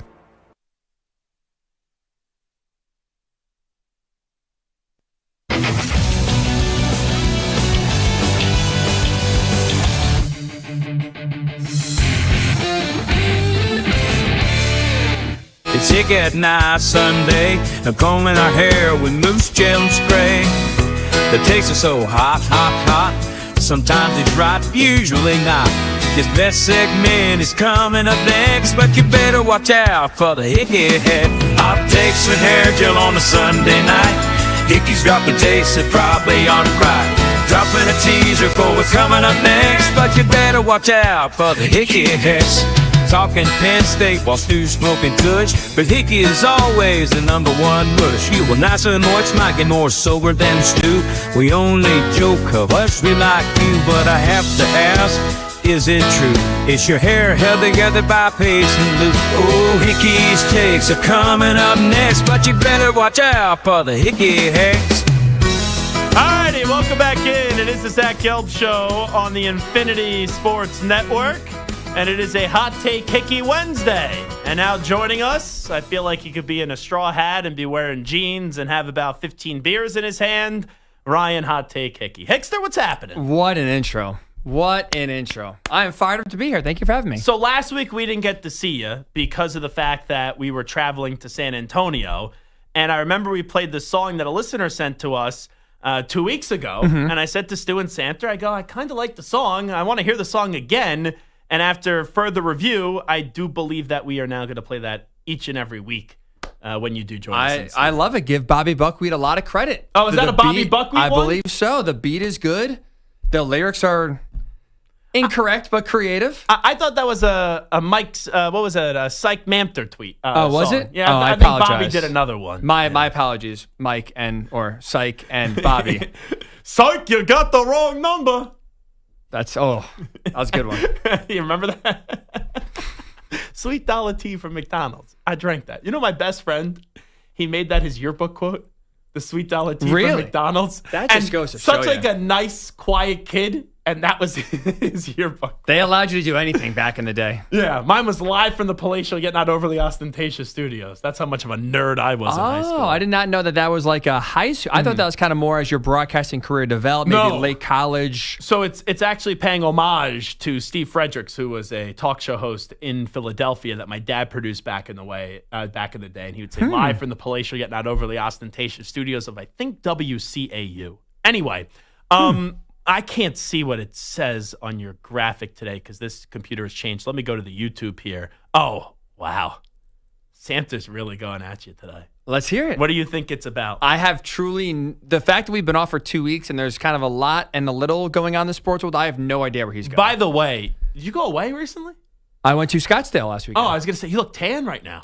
It was in the nice sun of Arizona. Yeah, I went to, now I get tan easily, but I went to San Antonio, and for some reason, I still look as white as a ghost. I just tuned into the YouTube because I could see you, and you are glistening. Wow, I mean, we were sitting 2 feet from each other, and it took you to go into the chat? Yeah, I didn't notice it. It says Ryan Hickey. Of course he picked Houston. You picked the Cougars? That's right. The Cougs, baby. I no wonder why they lost the game right at the wire. What was your reaction to that national championship? Shock. I really thought up 12. Houston got it. And it just felt like one of those games where you heard the announcers say, like, oh, Florida is trying to play Houston's game. I thought this game's over. Cougs got it. They caught them, played the game to their style. And to see them collapse almost the exact same way Duke collapsed against them 2 days earlier, I was shocked. That I did not think they would get rattled in the last minute the way they did. They just looked discombobulated. The last 3 possessions just... 4 straight turnovers. Throw them out the window. Well, what did you make of the final play? Because here's my take, and this was just in the moment, and you know me, I don't like to second guess it. Mm-hmm. I was screaming at my TV, and I had money on Florida. So I wanted Florida to win. I had Florida the money line. I didn't do it minus the 1.5, but I put money on Florida on the money line. It was like a plus 115 or something like that, and I'm screaming, go, go, go, go, go. And they waited and waited and waited and waited and waited and waited, and then buzzer sound, they lost. I like the idea of going for 3 because they are a very prolific 3-point shooting team and you have multiple options. Yeah, they stunk of the game, though, offensively. They did. And to your point of kind of standing around, no one's moving, let's get a screen. Okay, we're going to go in the corner. Oh, shoot, I got to give the ball up. Like it did not, I don't know what Kelvin Sampson called up. He's been a genius all year long. Whatever that play call was, throw it in the trash because that did not work. Yeah, it was no bueno. All righty. So I had a little task here for Hickey. Because Hickey is not elite when it comes to the food department. I disagree. You know, if we're doing a mock draft of people that know food around here, you're like Jalen Milroe for crying out loud. You may get invited to the draft because we like you, but you should not be. I'm glad I'm getting drafted overall. I figured you go UFA. Oh, yeah, that's true. All right. Well, I would say Brock Purdy, but he's gone on to have a pretty good career. I'll take Brock Purdy's career so far and his contract. You're like the Chad Jackson of the food I world. don't even know who that is. He was a second-round pick for the Patriots out of Florida. He was a bust at wide receiver. A lot of high expectations, and then it was wah, wah, wah. Pulling that one you out listen of to your reserves. show, usually, your show, you think, oh, high expectations. I think you probably know what he's talking about food, and then you open up your mouth with some of these food takes. It was terrible. Yeah, Samter? I feel like Christian Hackenberg makes a lot of sense. Oh. Now, isn't he a friend of the show? He is a friend of the show. What are you taking shots at him for? Well, Friend he's a of the Penn show. State guy. He went to my Jets. my His last name is Hack. So I think it kind of all works together. Well, Hickey was there when the first time I had Hackenberg on the air, and he handled it well because I used to call him Sackenberg. When he was at Penn State and Temple sacked him, I think like 10 times or something in that game. It's a rough one. Yeah, it was ugly. But he took 9 it or well, 10 and then times. we became friendly. I love Hackenberg. Anyway, I gave it to you to this little simple task. It was Scotty Scheffler came out with his master's menu.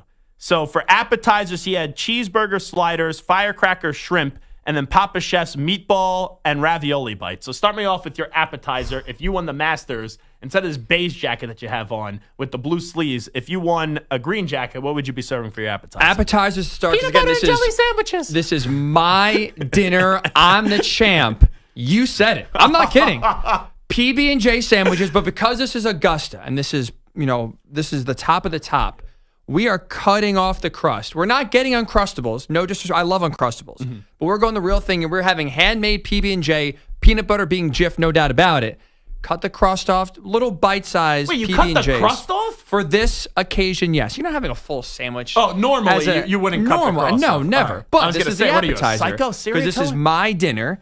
Small, bite-sized PB&Js, no crust, right there for the taking. All right, I'm going to give the guys some time on the other side of the glass because I have a clip for you. If they could find it, it's going to blow your mind. And you may, you may not even make it to JR show. You may just die on the spot, if we're being honest. Die from laughter? Die from embarrassment? Insanity. Yeah. Okay. This one's going to be tough. But anyway, so your app only PB&J? That's right. It's my dinner. I'm the champion. People, you are eating what I want to eat. PB&Js are the appetizer. If you don't like it, sorry, kick rocks. All right, what's the first course for Scotty Scheffler was Texas-style chili with cheddar cheese, jalapenos, and corn chips. Your first course is? We will go. By the way, Two-Tone Tony says, Hickey is a freak. Bendozo says, how old is this guy for your PB&J take? So the YouTube chat, roasting ya. Please. First course will be chips, salsa, guac. It sets up the main course. So we have peanut butter and jelly sandwiches and chips, salsa, sauce, guac, salsa, fresh and guac. I'm sure that's Augusta fresh guac. Let me tell you. That's right. So far, so good. I'm calling in a large pizza order on the way home because this menu sucks right now. This is just now, hurtful. before we get to the main course and dessert, you know Jim Larinaga, right?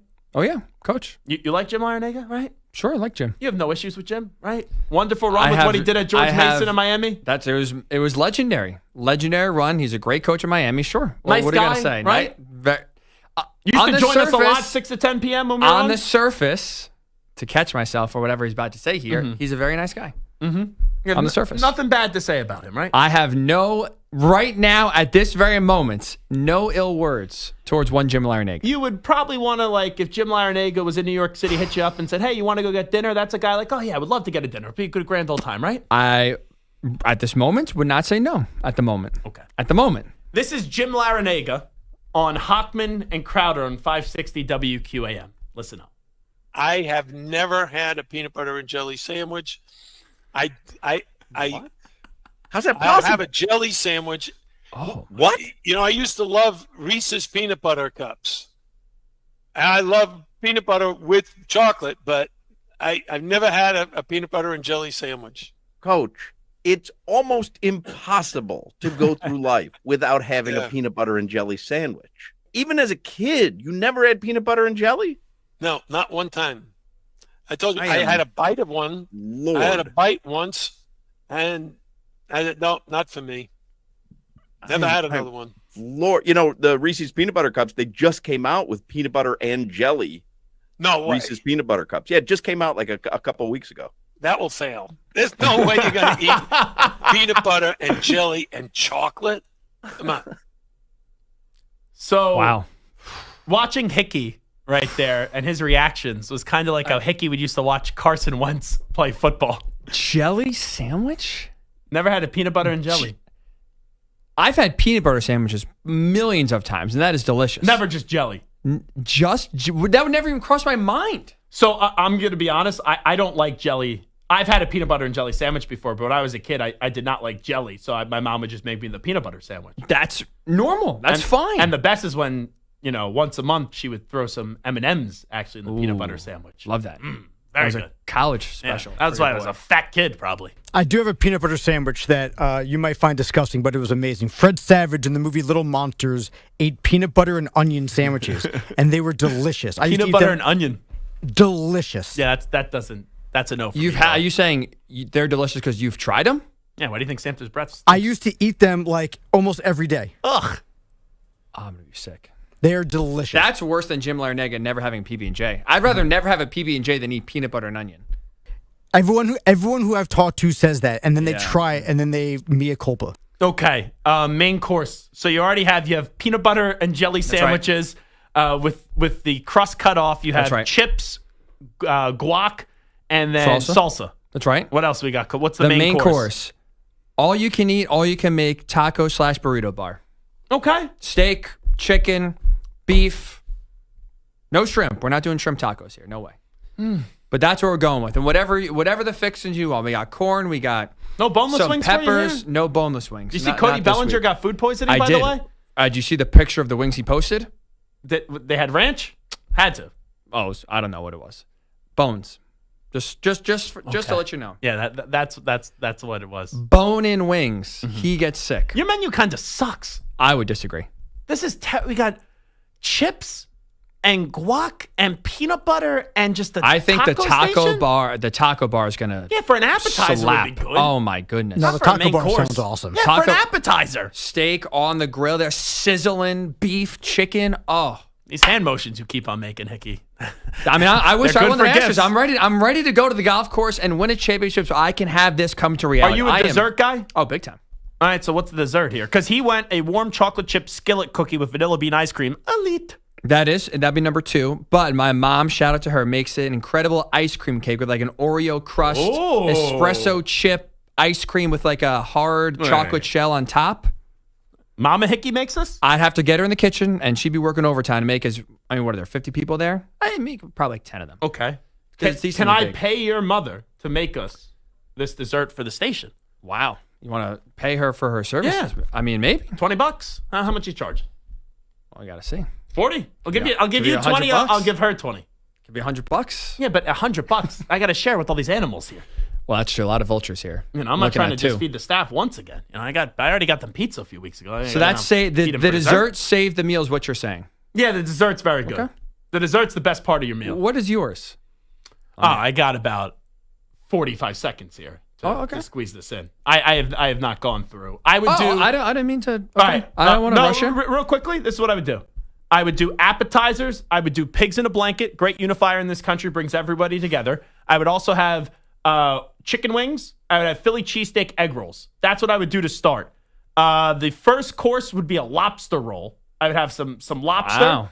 And then the main course, I would do a little rigatoni alla vodka and some filet mignon. I tell Papa Gelb to get in the kitchen, and I would do some lasagna as well. And then the dessert, I would make the famous icebox cake, the cookie cake, which is the Nabisco chocolate wafers, and then the homemade heavy whipped cream is what I would do. So you're getting in the kitchen to make your own dessert at your own champion's dinner. Respect. Yeah, that's what I would do. Scotty's not getting in the kitchen, that's for sure. No. I don't think Phil, Tiger, they're not in the kitchen. Well, Tiger is, has his hands full these days. Well, Tiger's very private these days. I don't think he's private anymore. Well, he asked me. He's very public. We'll ask at the same time to be private, so I don't know. I don't know which lane Tiger's choosing. Real quickly, one word. If the Giants, Browns, and Raiders all pass on Shedeur Sanders, what's the one word that comes to mind? For those 3 organizations, I would say smart. Ooh, I would say stupid. All three? All 3. For they're in that position with where they are. I would agree. Just Coach Prime, friend of the show. If you're listening, the views of Ryan Hot Take Hickey do not reflect the views of Zach Gelb on the Infinity Sports Network. I'm a believer. Ryan Hot Take Hickey just is not a fan of the Colorado program. All right, let's get my dear friend Warren Sapp over here to just punch the crap out of Ryan Hot Take Hickey. All righty, enjoy your peanut butter with the crust. I wish I had it right now. And your chips and your guac. Changed Jim Laranaga's life. Yeah. All right, the Iron Eagle going to join us on the other side. Is he rooting for himself or Noah Eagle to win the Sports Emmy? We'll find out next.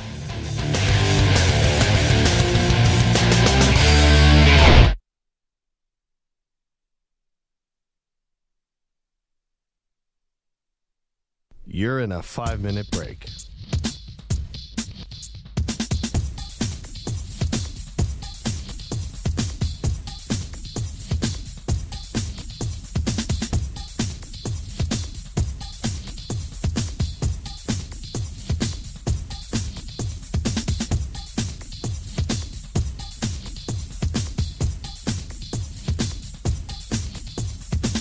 Four minutes, 30 seconds remaining.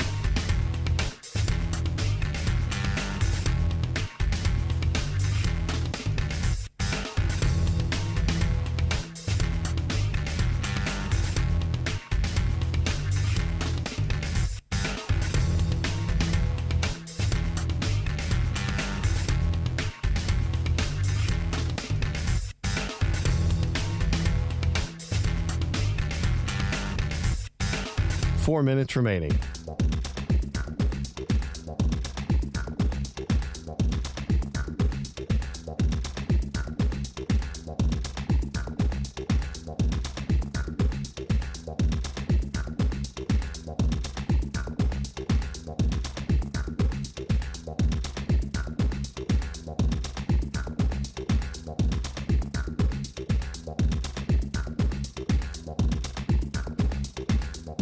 3 minutes, 30 seconds remaining.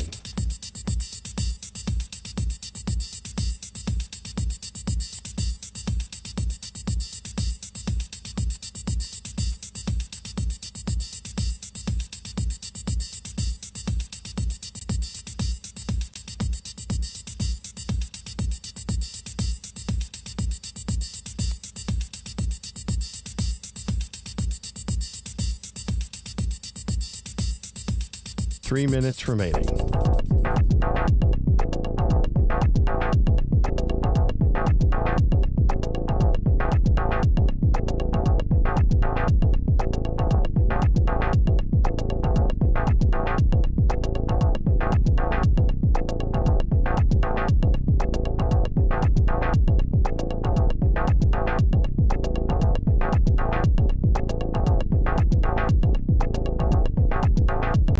Two minutes, 30 seconds remaining.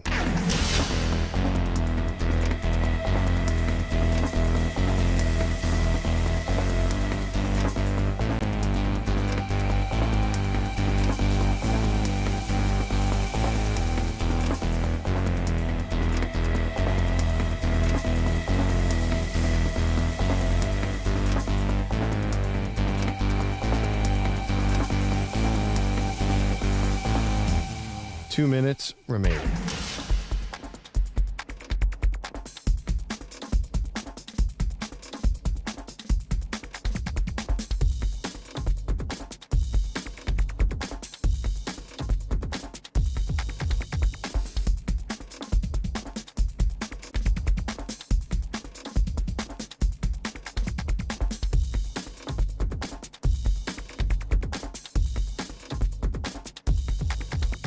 One minute, 30 seconds remaining.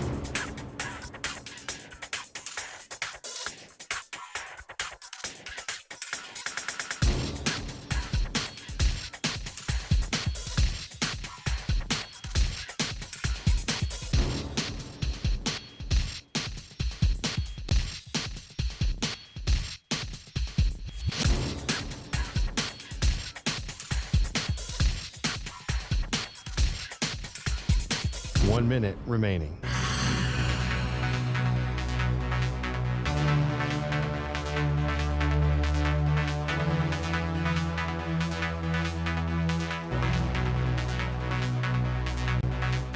Forty-five seconds remaining.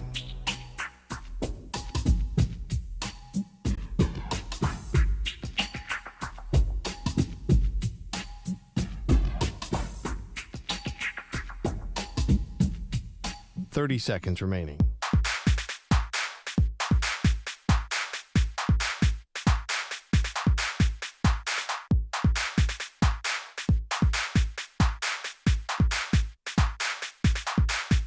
Fifteen seconds.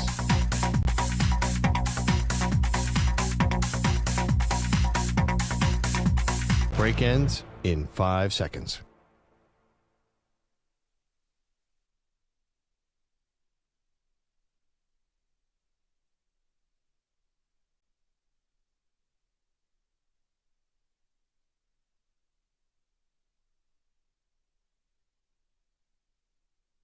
To infinity and beyond.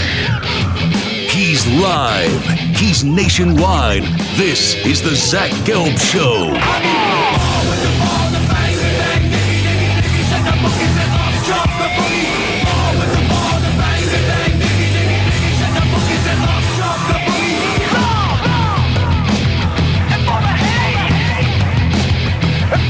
Here's your host, Zach Gelb. Alrighty, hour number 3 of our radio program. It is a Zach Gelb show on the Infinity Sports Network. We should have Ian Eagle coming up on the show in a few minutes from now. Ian obviously just called the Final Four for CBS, so he was there on those crazy games on Saturday, and obviously just called the championship game on Monday. We'll sprinkle in a little NBA and also NFL with Ian Eagle, who of course does it all, whether it's college basketball, whether it's the NBA, and the NFL as well, as I don't think there's a company that does not employ Ian Eagle, whether it's CBS, whether it's Westwood One, or you do have Turner Sports as well, and also the Yes Network. So Ian Eagle, one of the most well-rounded broadcasters that we have in the business, and I don't think there's an event that he can't call, if I'm just being honest. So we should have Ian Eagle coming up momentarily on the show. And also, I saw that the Sports Emmys were announced yesterday. Outstanding personalities and play-by-play. Mike Breen, Joe Davis, Ian Eagle, Noah Eagle, and Mike Tirico. So how about that? Nice little list. So we are efforting Ian Eagle. We should have him on. Oh, he's there. Oh, hello, Ian Eagle. How are you? Is it strange that my wife is rooting hard for Joe Davis? So I was going to butter you up and then hit you with the big question, but since you just broke the ice right there, are you rooting for yourself, or would you rather see your son win it? That's the big question. Yeah, no, that feels like Shakespearean in some way. I don't know. I've got to wrestle with these feelings. I've got to process it. It's still very raw. I don't even know what day it is, Zach. I got to be honest with you. I've been in March Madness NCAA tournament mode. I just took a nap. I never take a nap. So clearly my body is telling me that, hey, I hooked you up for the last month. It's time to hook me up. That's where I am. I'm just going to say it for you, and you're too nice. I love Noah, right? Your son is unbelievable. He's got a lot of time. You know, I'm not saying that you're an old man, but it is your time to win. Like, Noah could be the Cinderella that got to the Final Four. Now you're the big gun. Get the job done. And then you know what? If he does win the Emmy, you punish him. You send him to his room.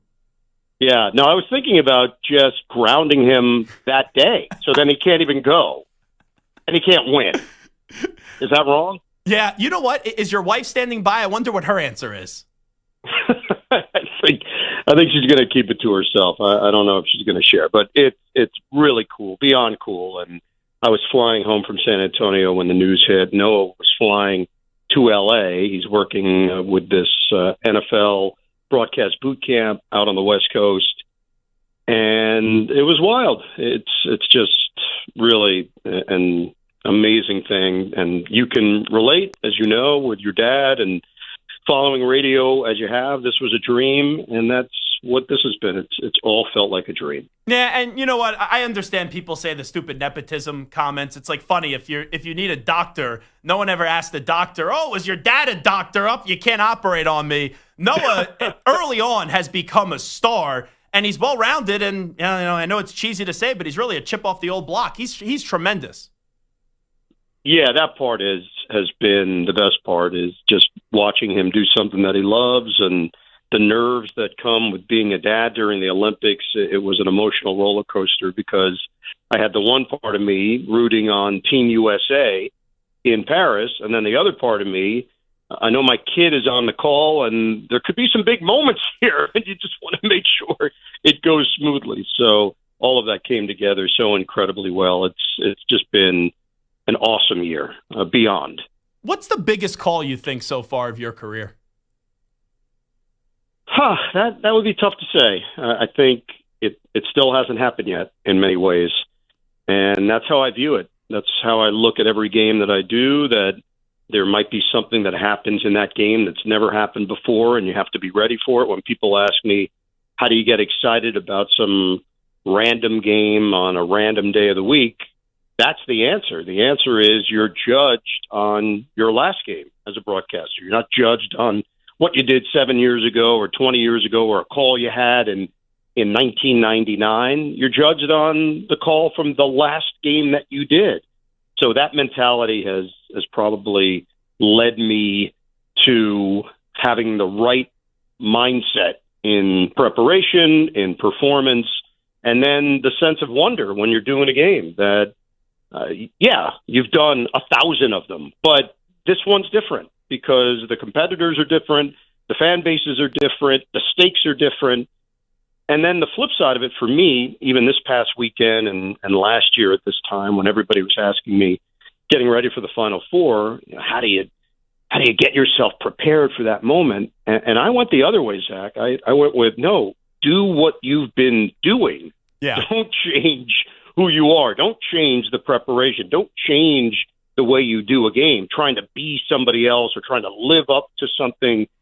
Do it the way you've been doing it, because that's why he got hired. And it served me well. I was just really relaxed. I found a lot of peace, even walking up onto this elevated court. There's 65,000 people in the venue, and even the circumstances in which you do the game are different. The court is higher up, you're sitting lower, and your sight lines are very different. And when you go up there for the on-camera, for the open, it feels like you're on a stage. If you let that overwhelm you in some way, and they're counting in your ear 5 seconds, 4 seconds to the start of the national championship, you could freak out. Yeah. And I just reminded myself, dude, do what you've been doing. It's no different. Cameras, the same. Mics are the same.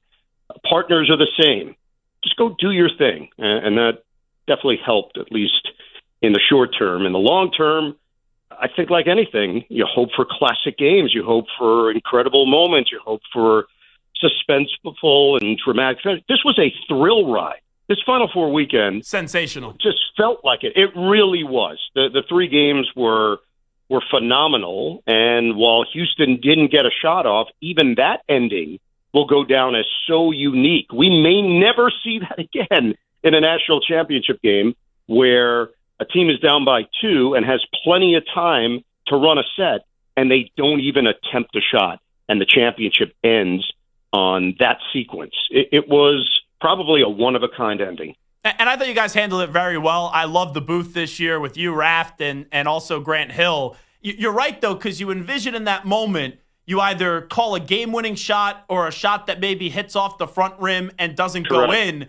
That had to be a little bit awkward in that 19 seconds because you're waiting for the moment, and the moment just ended up never happening.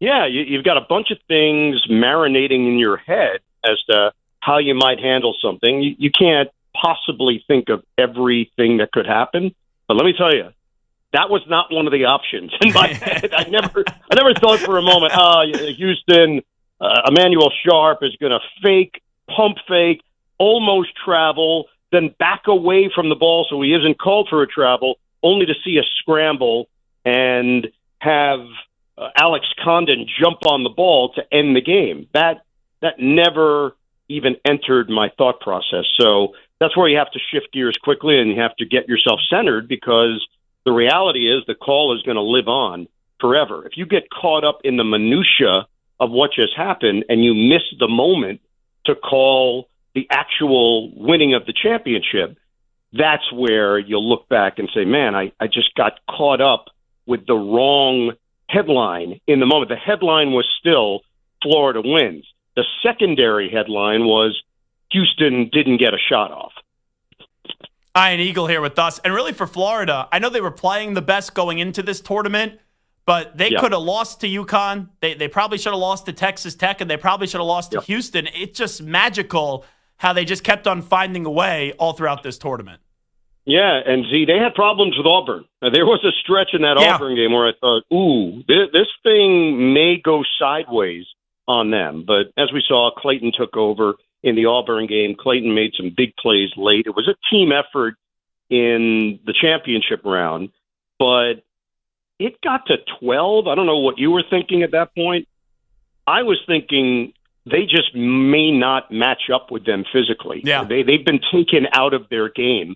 And I think there was a sequence in the second half when the deficit was double figures that I mentioned to Grant and Rath, that Florida is trying to do things that they don't normally do. They're trying to match the physicality, which is fine, but the fouls were piling up and there was no flow to their offense. And then things changed. They changed their philosophy. They limited the turnovers, and then they started actually playing much better defense against Houston. So maybe that whole approach ended up benefiting them, that they matched Houston. They gave Houston something to think about. They took Houston out of the Cougars' rhythm, and then they did just enough offensively to get there and get to the finish line. It was heart pumping, no doubt about it. Ian Eagle here with us. So I was there Saturday. I still couldn't believe walking out of the stadium what I saw between Duke and Houston.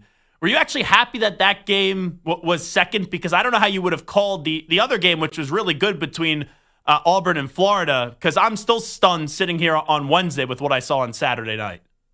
Yeah, it's so funny. The sequence of events will often dictate your reaction. I remember first half of the first game, Florida-Auburn. Grant Hill and I were walking off into the tunnel area at halftime and said to one another, man, that was fast.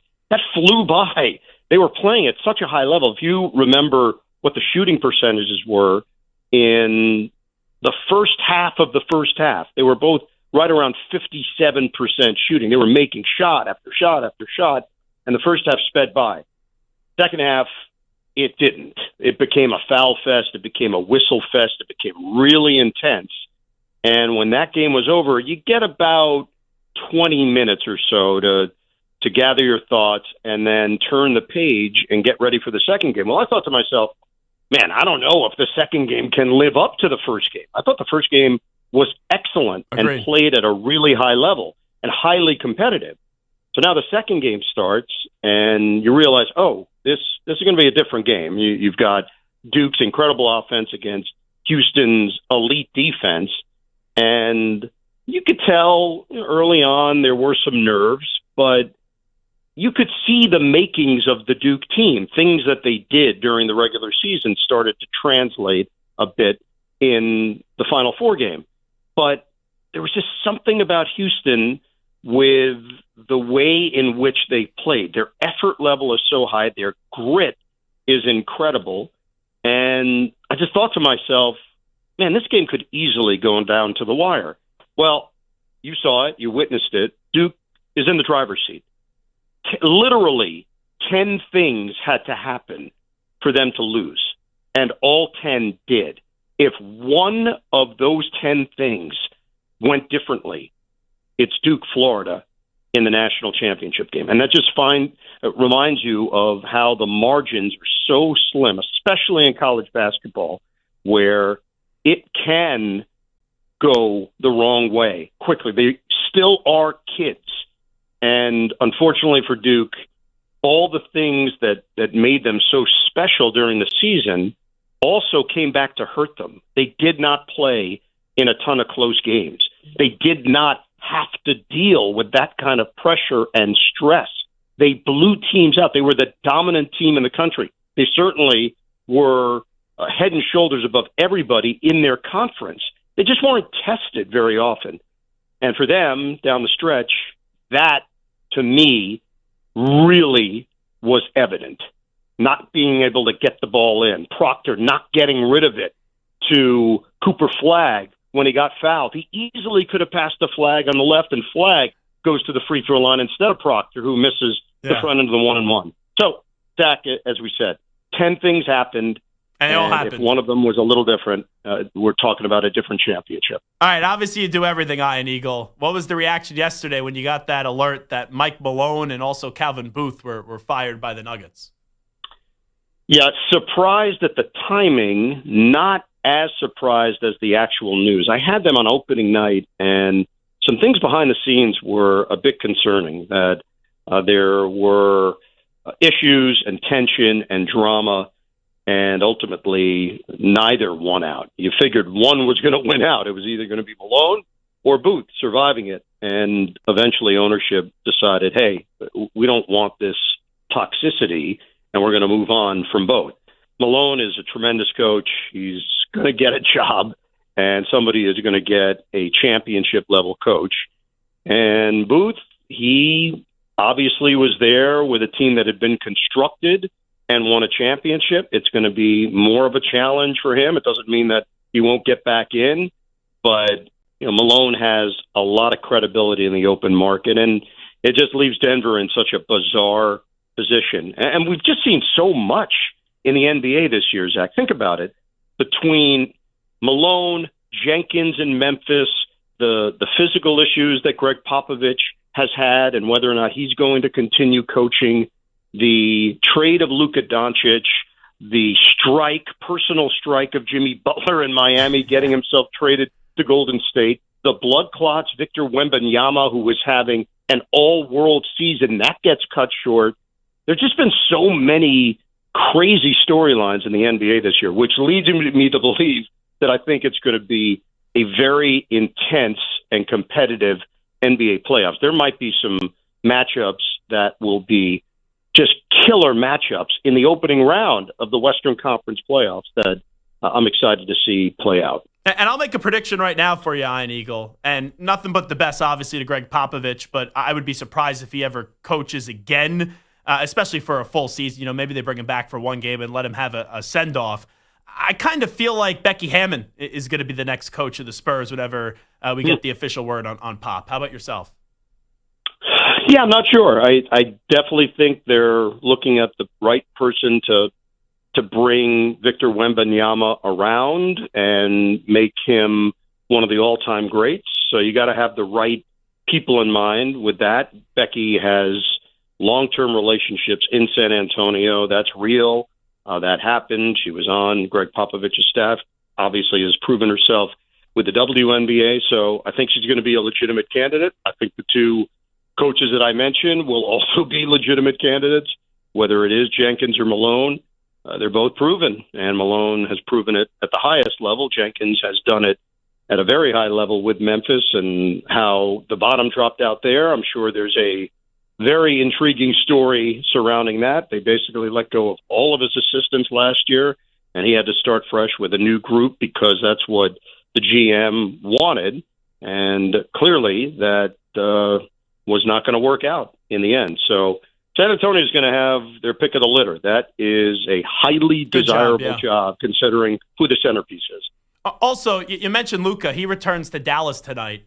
From a viewership standpoint, that's going to be fascinating, Iron Eagle, because the home fans are just going to be, in my opinion, just chanting "Fire Nico" all throughout the game would be my guess. You know, I was there last week. I was in Dallas for Nets Mavericks, so that was Monday prior to Final Four week.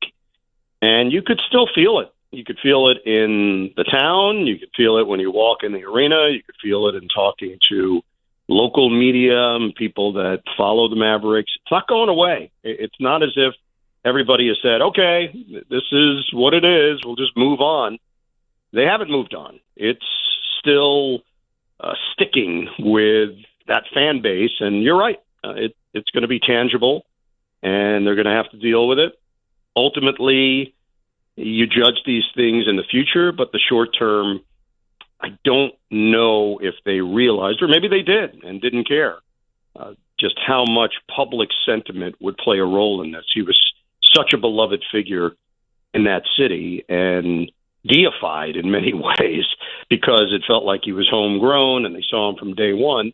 Look, there have been Hall of Fame players that have been dealt every year in the NBA. It happens a lot in the NBA because it is the finances. And clearly the decision was made that they did not want to commit to the Supermax and in their eyes didn't think that they could rely on Luka Doncic in the long term. The only thing that will determine whether or not they were right is time. But in the short term, they did not win the trade. Last thing I'll ask you, Iron Eagle, sensational appearance today on the Zach Gelb Show on the Infinity Sports Network. When you get ready for a Steelers game next year, you're thinking that Rodgers is a starting quarterback, right? I would have to believe so. You know, it feels like this is a game of musical chairs right now, and this is the chair that's left. This is the one that seems to make the most sense. This is the fit that would work for this coming season. Doesn't mean that it's going to be a smashing success. It just means on paper that there seems to be a marriage that could be arranged here. Steelers still need that person. Aaron still needs a team. And if he wants to give this thing one more go, physically, last year, you could still see what he's all about. You could still see Aaron Rodgers can sling it. Now, can he do all the other things that he used to do in real time? Probably not, but that doesn't mean he's not capable of starting in the NFL and winning in the NFL, and that's what the Steelers need. They need somebody that can go out and win games. They've got other areas of their team that they feel very strongly about, and they certainly believe they have the coaching staff in place with Mike Tomlin and Arthur Smith to design and coach up this group to be successful.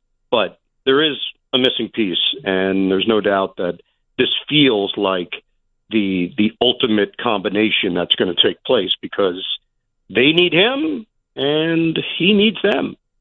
By the way, I could be bought, and you know I'm an Iron Eagle guy. If you need me to beat up Breen or Joe Davis or your son or Tarico, just place the call, all right? Give me the word and put a little deposit in the account, all right? Good to know. Do you take Zelle? What's your mode? Zelle works. It goes right into the bank account. That works. I'm good with Zelle. Thanks, man. Appreciate it, Ian. man. There he is, the great Iron Bye. Eagle joining us on the Zach Gelb Show. We'll take a break. We'll come on back with a news brief. Always love when Iron Eagle joins us. Back after these short messages. You're in a 5-minute break.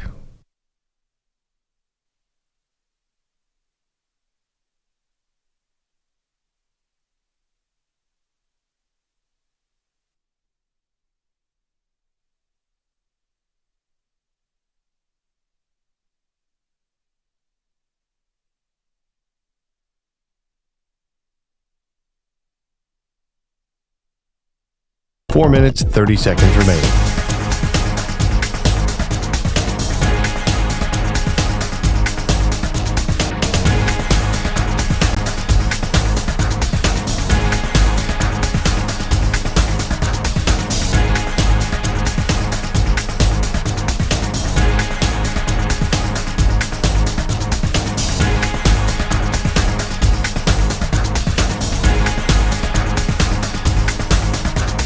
Four minutes remaining.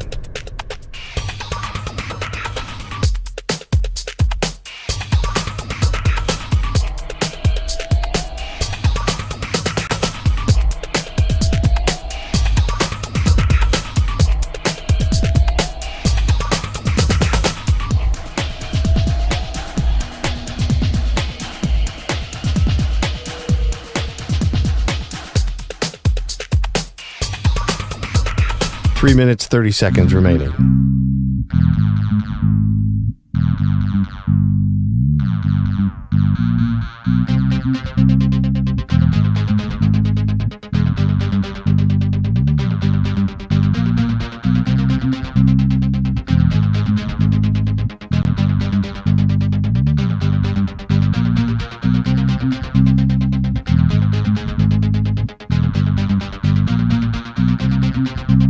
Three minutes remaining.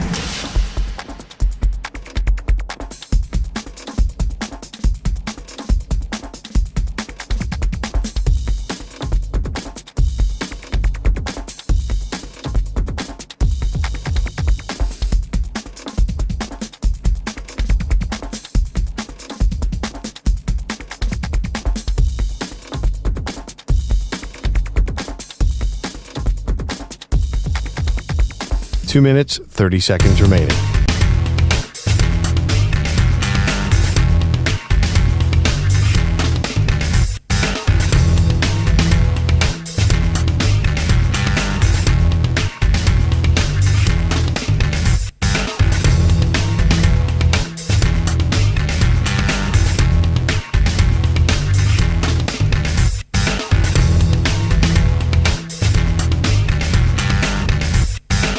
Two minutes remaining.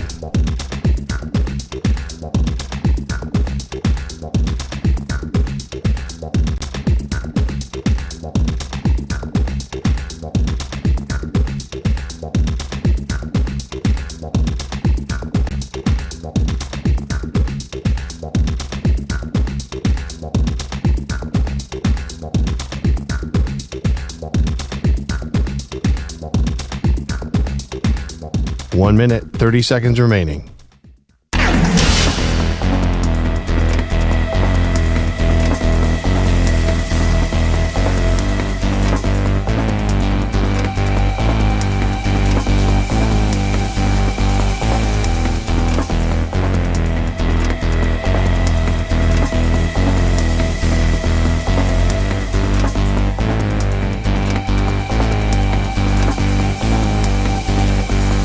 One minute remaining.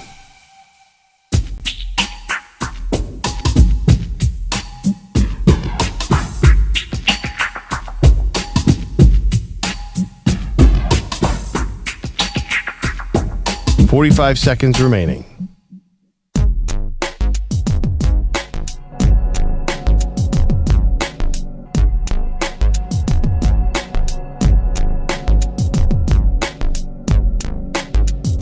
30 seconds remaining.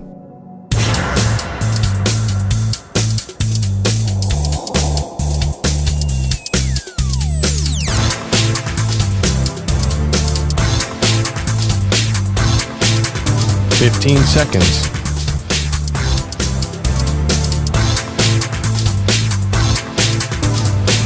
Break ends in 5 seconds.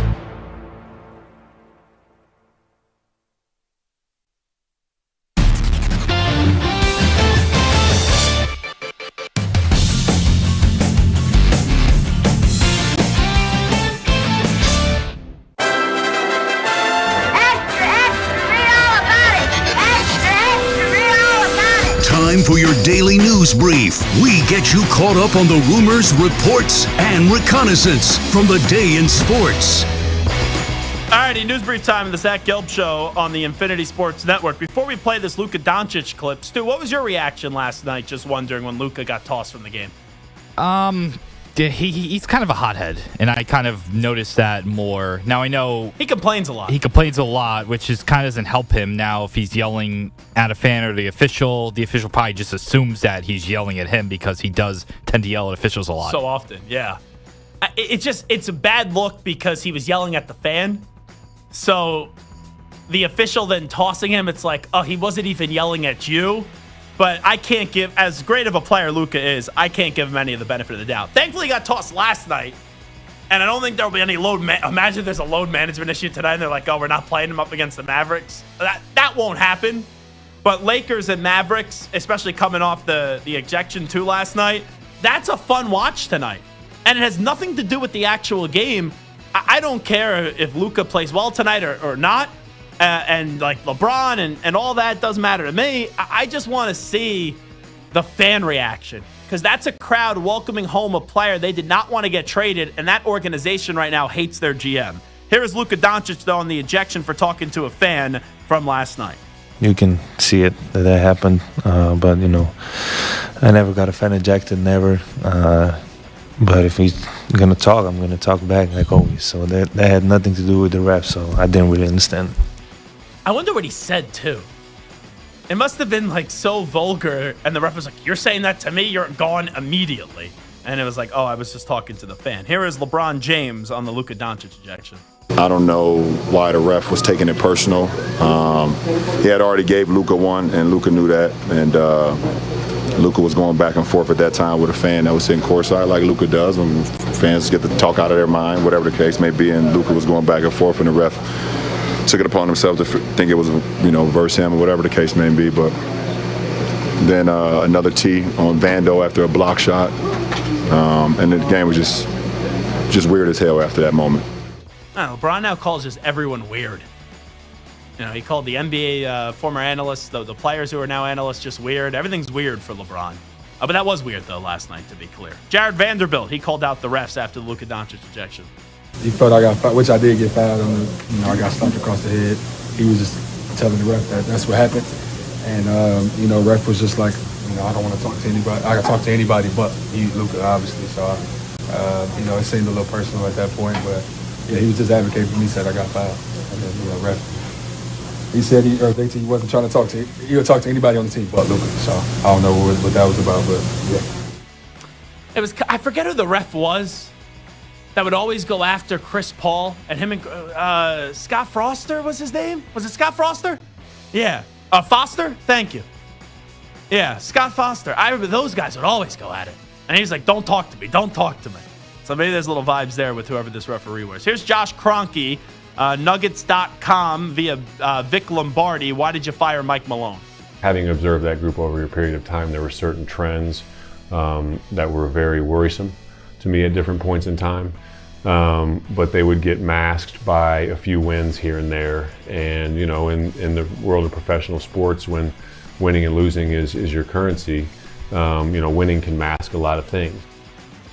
I don't know about you guys. Did you catch that in the Iron Eagle interview with us, that he said he did their game on opening night, their first game, and he heard of issues then?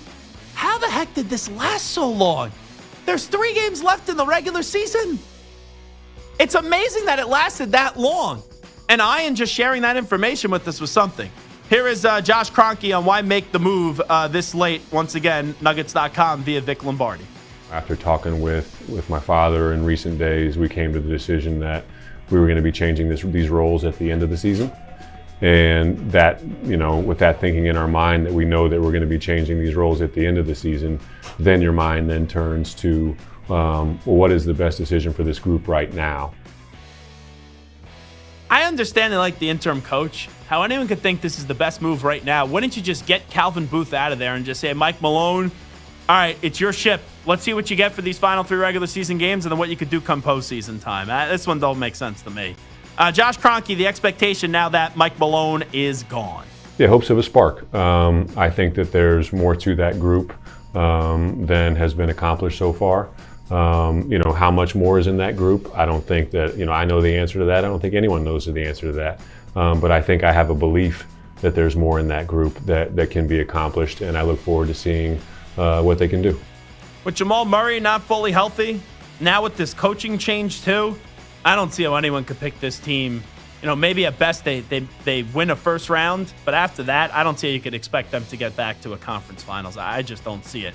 Joe Mazzulla of the Boston Celtics just won the latest world championship. He reacts to Mike Malone's firing. Part of what motivates me, but I wake up every day saying this could be my last day, and that's not, it's just, you have to have that type of perspective because it gives you gratitude. It also keeps you, hungry, and so it's just, you have to have a healthy balance of you want this for as long as you can. At the same time, you're very much replaceable because, that's just how it works, and so every day I remind myself of my own mortality, and I think that's what kind of keeps me in a perspective and and a gratitude of the opportunity that you have. So Pine Needle in the YouTube chat says it's real simple. Jokic called the owner and said fire his ass. Nothing more, nothing less. Everybody knows it. I don't know if that's the case. I really do believe Brian Geltzeiler the other day saying that Nikola Jokic was a big fan of Mike Malone. And I think this was Kroenke seeing just the constant bitching and complaining from Calvin Booth and Mike Malone, one after another, like 2 children just going up to him and complaining. And eventually he was like, enough is enough. Both of you are going to lose your job. I don't think this was Nikola Jokic, even though Mike Malone could be demanding and he's not a player's coach and he's not a coddle kind of just slap everybody on the ass and make everybody feel good type of coach. Like, he is a demanding coach and he could be a jerk sometimes. There's no doubt about it, but he wins. So I don't know if that one, usually I would agree with Pine Needle when something like this happens so late in the year. I'm just not sure with Nikola Jokic and how kind of quiet to himself he is if he ended up doing that. Adam Schefter on the Pat McAfee show talking about a Shedeur Sanders landing spot. I don't think Shedeur Sanders is going number 2. And the signs point to him not going number 3 either. To me, I think there's 3 options on Shedeur Sanders. 9, New Orleans, 21, Pittsburgh. Those are the 2 scenarios in my mind that are most plausible right now. I also could see at some point in time, would it be that the New York Giants or Cleveland Browns would trade back into the first round and go get Shedeur Sanders? So 9 or 21. That means Cleveland would pass on him. The Giants would pass on him. The Raiders would pass on him. If he gets past 9, and let's say it's not the Saints do have the 9th overall pick, then if he falls past 9, that's when he could really fall. Because Chicago doesn't need a quarterback. San Francisco doesn't need a quarterback. I don't think Dallas is taking a quarterback. Could the Dolphins be a dark horse? They just paid 2 all that money, so I would say no. The Colts, I'm not believing in Anthony Richardson or their backup quarterback right now, Daniel Jones, but I don't think they would do that. Atlanta, no. Arizona, I don't know how much belief they have in Kyler Murray, but I don't think they're moving on. So if he does get past 9, that's where he could potentially fall to 21, because after that you got Cincinnati, Seattle, Tampa Bay, Denver. But I know where there's smoke, there's a fire. If he really falls past the Cleveland Browns, the New York Giants, and the Raiders, that would be something. That would be very tough for me to believe. Alrighty, here's through Gruden's QB class. This is via Barstool. So, Santa, the slug line here is Tennessee with no shirts on? What the heck does that mean? If you remember, to start the playoffs, Ohio State going up against Tennessee, frigid cold game. They walked out without their shirts on. And the Vols tried to show how tough they are by wearing no shirts. I always feel like whenever teams do that, it usually doesn't work. Or remember when the Texans walked into Foxborough once with the starter jackets Like anytime you get dressed up or you're then trying to show your toughness and you just take all your clothes off, I don't think that's ever a good idea. And it usually doesn't work out for the team that ends up doing it. But here is Will Howard, I guess, reacting to that with, let me tell you what, man, John Gruden. So now the playoffs start, and here comes the Tennessee Volunteers. It's a cold night. It was. In Columbus. It was. And you see these guys come roaring out of here, the SEC, the Tennessee Vols, without their shirts. And it seemed like they were trying to intimidate you guys. Oh, yeah. Well, the funny thing is they came out with their shirts on, or their shirts off, and they ran over to the opposite end zone and immediately put them back on. I was like, what are these clowns doing, man? Like, at that moment, I knew we had them. That is great. What are these clowns doing? When Gruden used to do this for ESPN, it was must watch. I'm so happy Barstool brought him back, and now we're going to get these through Barstool Sports. All right, that's a news brief. It is Zach Gelb on the Infinity Sports Network. A very interesting social media post from TJ Watt as he's going through the contract negotiations right now with the Steelers. I've always said this. I don't think TJ Watt has the cojones to request a trade from the Pittsburgh Steelers. I think he's too nice of a guy to do so. If I was him, I would absolutely request a trade, and you're one of the best defensive players in the NFL and go somewhere that gives you a chance to actually win a Super Bowl. Well, TJ Watt, and I don't know, this is right, the social media analysis and all that stuff, he just posted a Instagram photo with him throwing up the peace sign, basically like deuces, I'm heading on out. So could that mean something? Could that be him just stirring the pot to try to expedite the contract? I guess we'll have to wait and see. I would love if TJ Watt forced his way out of Pittsburgh, but I still don't anticipate that happening. All right, well, come on back. A little Take 5 Wednesday. Here's Zach. Infinity Sports Network. Sports Flash. Lots of day baseball on this getaway day for many teams. And earlier, there were a lot of great pitching performances in the later sets. There's been a lot of offense. The Diamondbacks have 3 home runs today. Corbin Carroll has gone deep again, as well as Bo Naylor and Pavin Smith, and they lead the Orioles 7-0 in the bottom half of the 6th. Bottom 8 in Oakland, or I should say Sacramento. The Padres looking for their 10th win, trying to hold on, up by a score of 2-1. The Reds and Giants now in the bottom of the 6th, with Cincinnati in front by a score of 6-5.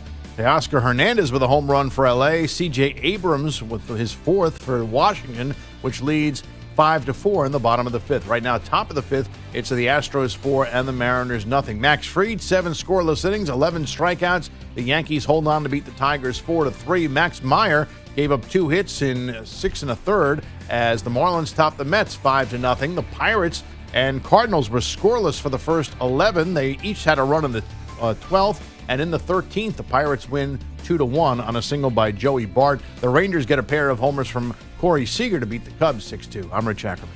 The Infinity Sports Network is on your smart speaker. All you have to say is play Infinity Sports Network.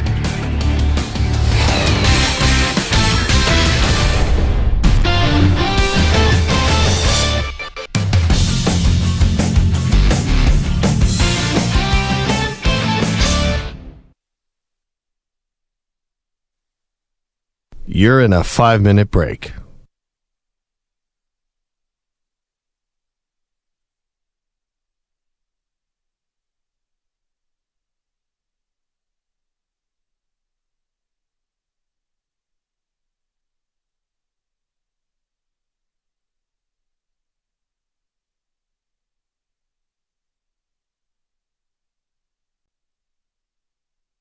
Four minutes, 30 seconds remaining.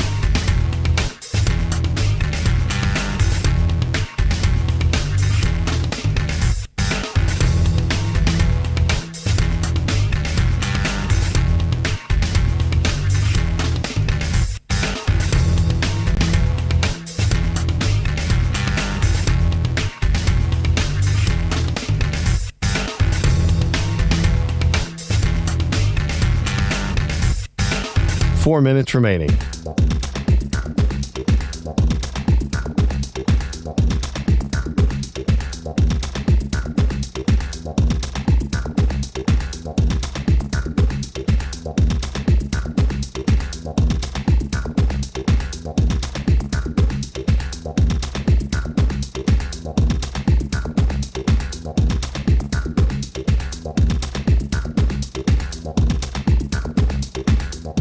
Three minutes, 30 seconds remaining.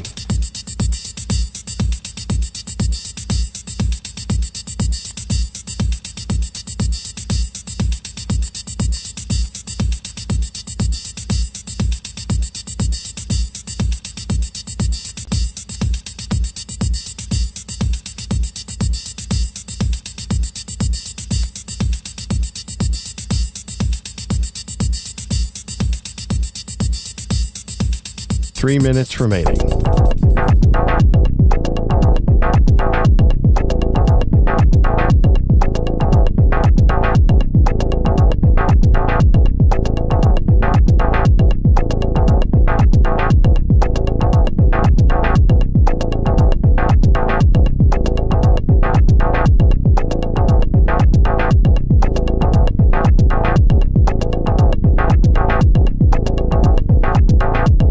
Two minutes, 30 seconds remaining.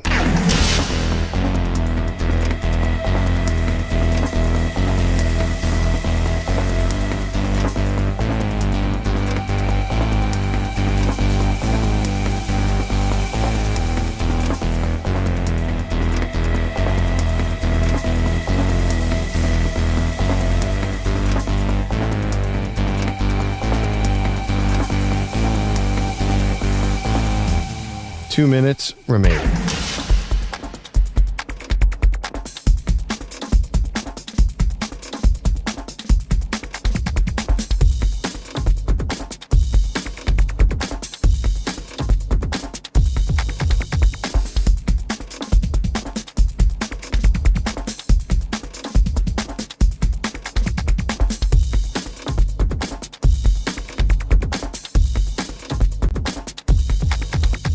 One minute, 30 seconds remaining.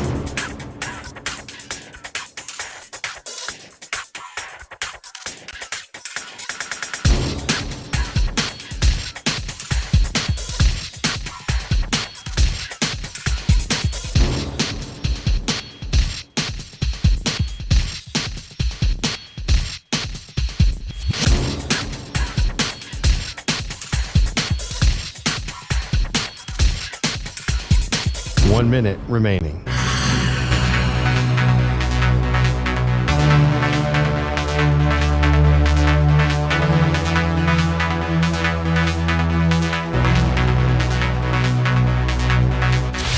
Five seconds remaining.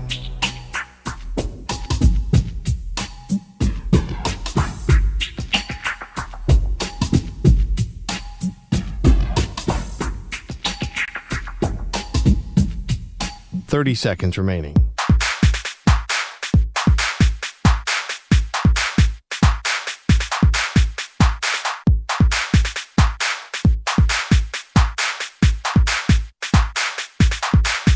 Fifteen seconds.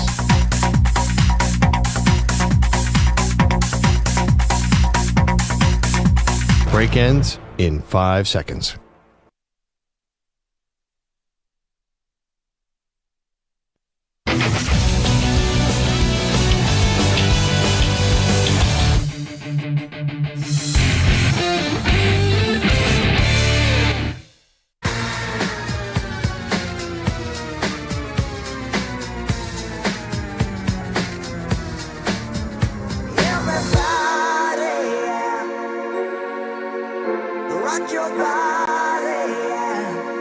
Hey, this is Howie. And this is Nick. From the Backstreet Boys. And you're listening to the Zach Gelb Show. And guess what? Zach is back. All right.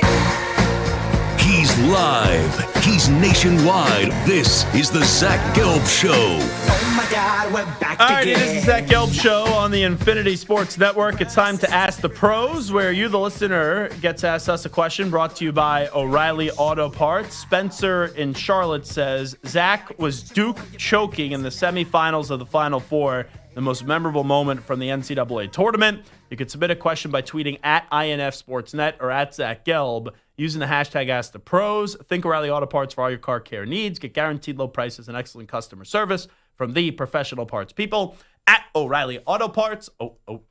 O'Reilly Auto Parts. And we answer that question in Take 5 Wednesday right now. The football season might be over. What? Over? Did you say over? Nothing is over until we decide it is. But don't you worry, there are still rankings to be made. So get ready as Zach gives you his top 5 in this week's special edition of Take 5 Wednesday. 5, 4, 3, 2, 1, 0. All engine running. Liftoff. Alrighty, little Take 5 Wednesday in the Zach Gelb Show on the Infinity Sports Network. The biggest March Madness storylines with the tournament now in the books, with Florida winning it all, defeating Houston on Monday night. In at number 5, very rarely, I would think probably never, is a student manager a highlight of the NCAA tournament. But he not only was a star in the opening weekend of the tournament, he even made one shining moment. He got his own NIL deal from the start of the tournament to when the team got eliminated after the weekend. He was a sensation, and that was Amir Khan. And he has already hit the transfer portal. I believe he's going to NC State with Will Wade. And NC State, right, their new coach in Will Wade was at McNeese, and they had a tremendous run, winning their first ever NCAA tournament game, and then finding a way to get to the second round. So Amir Khan, is in at number 5. 4, the drama of Kevin Willard. So, I'll at least respect Will Wade, even though a lot of us hated it in the moment, where he was just basically like, we all know what's going on here. Kevin Willard, I haven't talked to my agent. I have no clue what's going on. Blah, blah, blah, blah, blah. He was trashing Maryland, and maybe some of what he said had a lot of validity. I'm not going to totally dismiss it.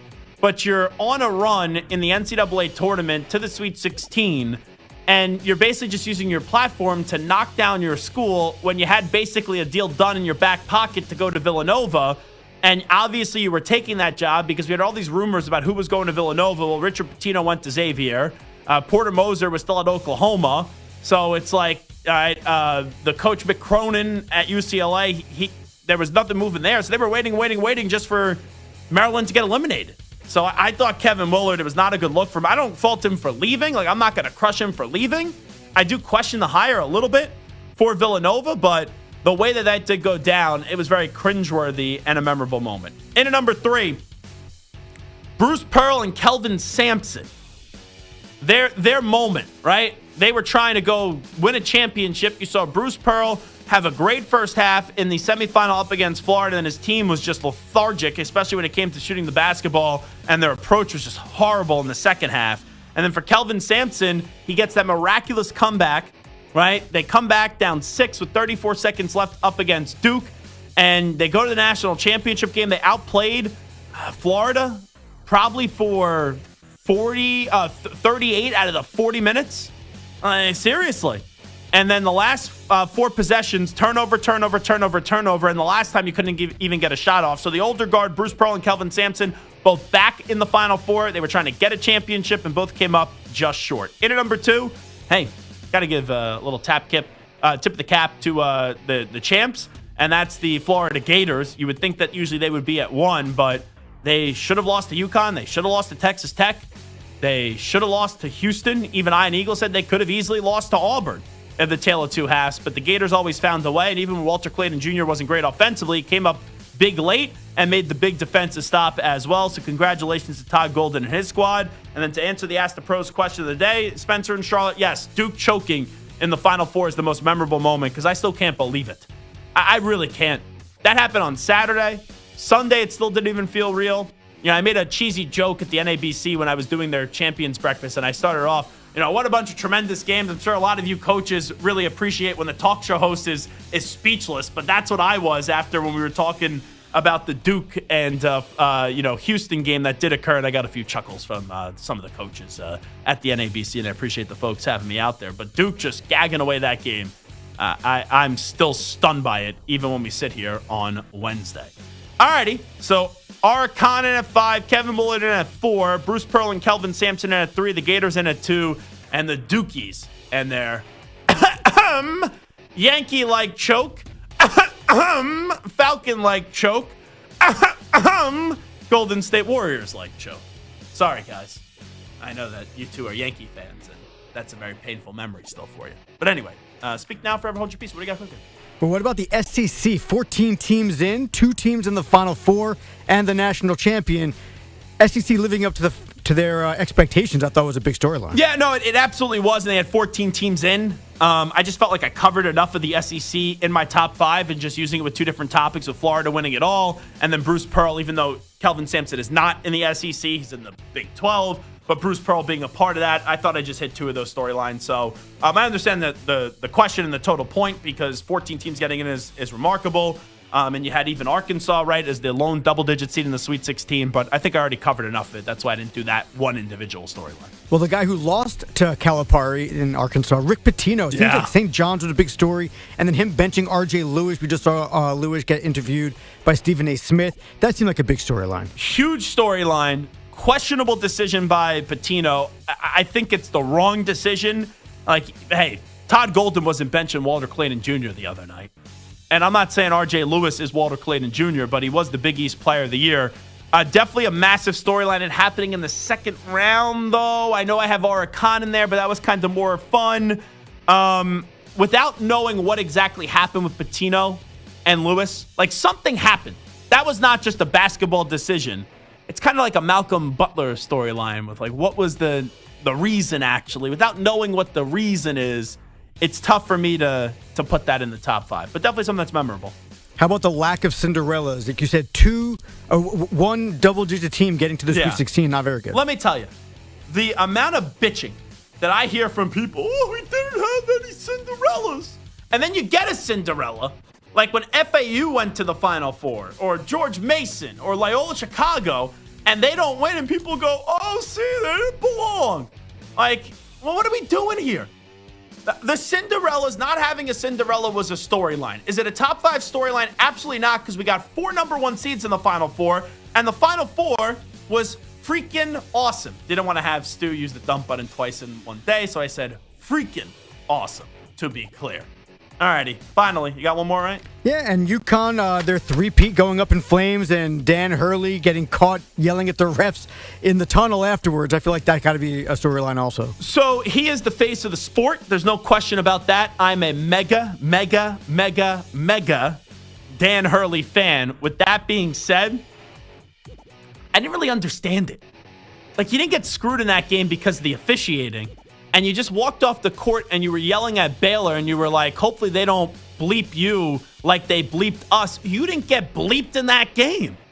So what? Just if I like yell and go crazy and go nuts off something that didn't happen, that makes it a top storyline. If we talked about it, it's a big name, but you know, I thought it was, and I love Hurley, but I thought it was a little fugazi. I think he's just nuts when he's walking off that court. I think it's more just the storyline of him this whole season going after the refs and going after the fans. If it was any other coach, I don't think we care. I kind of like it, if I'm being honest. I don't mind. Like, he's a personality. He's nuts, and I'm good with that. He's also a tremendous basketball coach.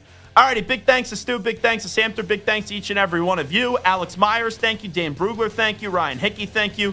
And Ian Eagle for joining us as well. We'll be back tomorrow at 3 p.m. Eastern, noon Pacific time for a Thursday edition of the Zach Gelb Show Extravaganza. Talk to you then, everybody. We out. Bye-bye. Peace.